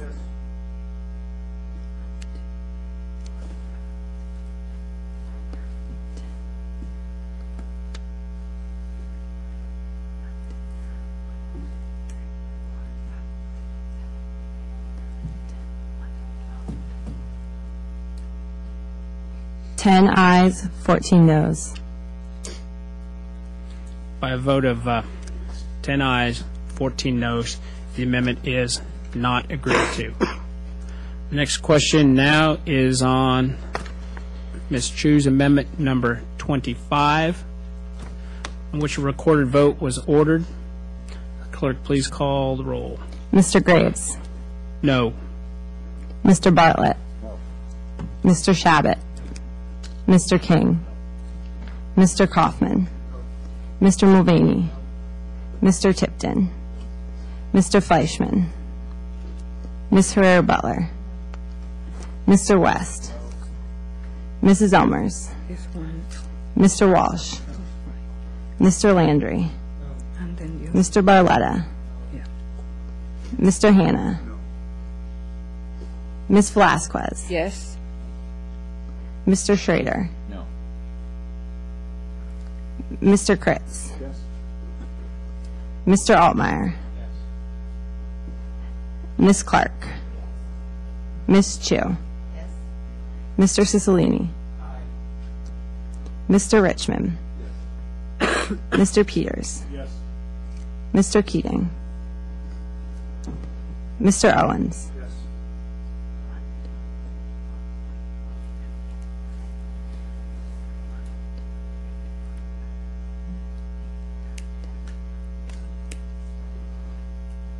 Nine ayes, 15 noes. By a vote of 9 ayes, 15 noes, the amendment is not agreed to. The question now occurs on the amendment offered by Mr. Cicilline, amendment number 9, which a recorded vote was ordered. Clerk, please call the roll. Mr. Graves, No. Mr. Bartlett, Mr. Shabbat, Mr. King, Mr. Kaufman, Mr. Mulvaney, Mr. Tipton, Mr. Fleischman, Ms. Herrera-Butler, Mr. West, Mrs. Elmers, Mr. Walsh, Mr. Landry, Mr. Barletta, Mr. Hanna, Ms. Velasquez, Yes. Mr. Schrader, No. Mr. Kritz, Mr. Altmeyer, Ms. Clark, Ms. Chu, Mr. Cicilline, Mr. Richmond, Mr. Peters, Mr. Keating, Mr. Owens,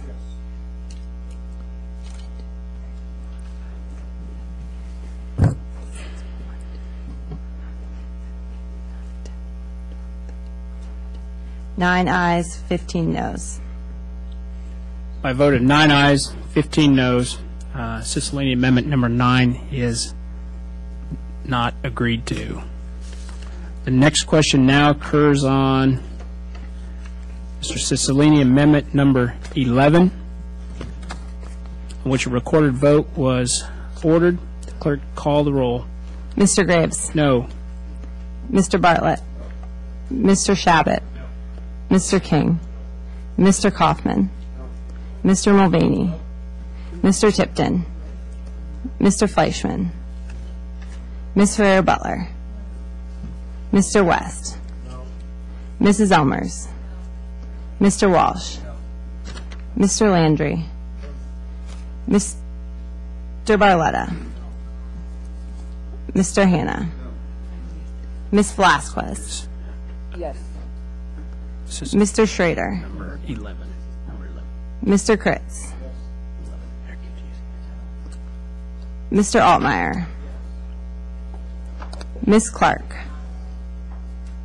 Ms. Chu, Mr. Cicilline, Mr. Richmond, Mr. Peters, Mr. Keating, Mr. Owens,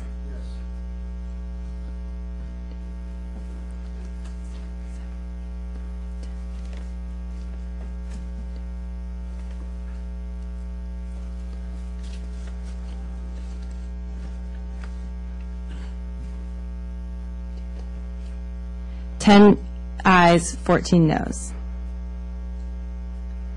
By a vote of 10 ayes, 14 noes, the amendment, Mr. Cicilline, number 11, is not agreed to. The question now occurs on agreeing to the amendment, Mr. Kritz, number 15, by which a recorded vote was ordered. Clerk, please call the roll. Mr. Graves, No. Mr. Bartlett, Mr. Shabbat, Mr. King, Mr. Kaufman, Mr. Mulvaney, Mr. Tipton, Mr. Fleischman, Ms. Ferrer-Butler, Mr. West, Mrs. Elmers, Mr. Walsh, Mr. Landry, Mr. Barletta, Mr. Hanna, Ms. Velasquez, Yes. Mr. Schrader, Mr. Kritz, Mr. Altmeyer, Ms. Clark, Ms. Chu, Mr. Cicilline, Mr. Richmond, Mr. Peters, Mr. Keating, Mr. Owens, The committee print? It's called a print, not a substitute.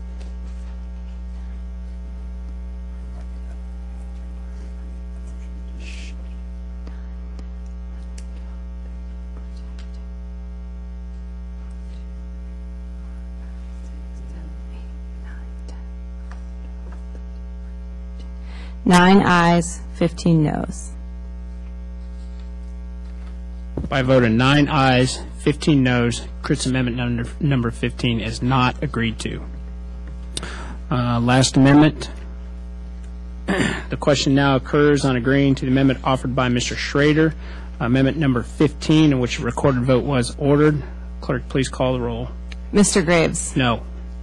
Mr. Bartlett, Mr. Shabbat, Mr. King, Mr. Kaufman, Mr. Mulvaney, Mr. Tipton, Mr. Fleischman, Ms. Herrera-Butler, Mr. West, Mrs. Elmers, Mr. Walsh, Mr. Landry, Mr. Barletta, Mr. Hanna, Ms. Velasquez, Mr. Schrader, Mr. Kritz, Mr. Altmeyer, Ms. Clark, Ms. Chu, Mr. Cicilline, Mr. Richmond, Mr. Peters, Mr. Keating, Mr. Owens, We'll talk about it later.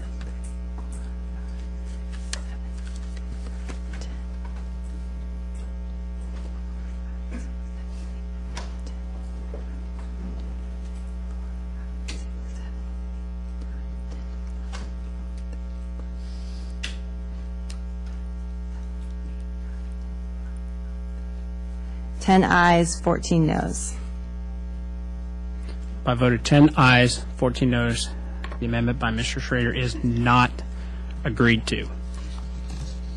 There being no other amendments, I ask unanimous consent that the committee print as amended be adopted as an amendment in the nature of a substitute to H.R. 1425. Being no objections, I now move that the committee report H.R. 1425 to the House with the recommendation that the bill as amended do pass. All in favor say aye. Aye. All opposed, no. No. In the opinion of the chairs, the ayes have it. The motion is agreed to. I'd ask unanimous consent that the chair of the committee be authorized to correct section numbers, punctuation, cross-references, and to make other technical and conforming corrections necessary to accurately reflect the action of the committee in the amended bill. Seeing no objection. Mr. Chairman, I want to provide notice that the Democrats will be filing dissenting views in conjunction with the bill. Without objection. Anything else? Anybody have anything else to say? No. No one asked for it. I just missed it. That's all right. Nothing else? With that, the markup's adjourned.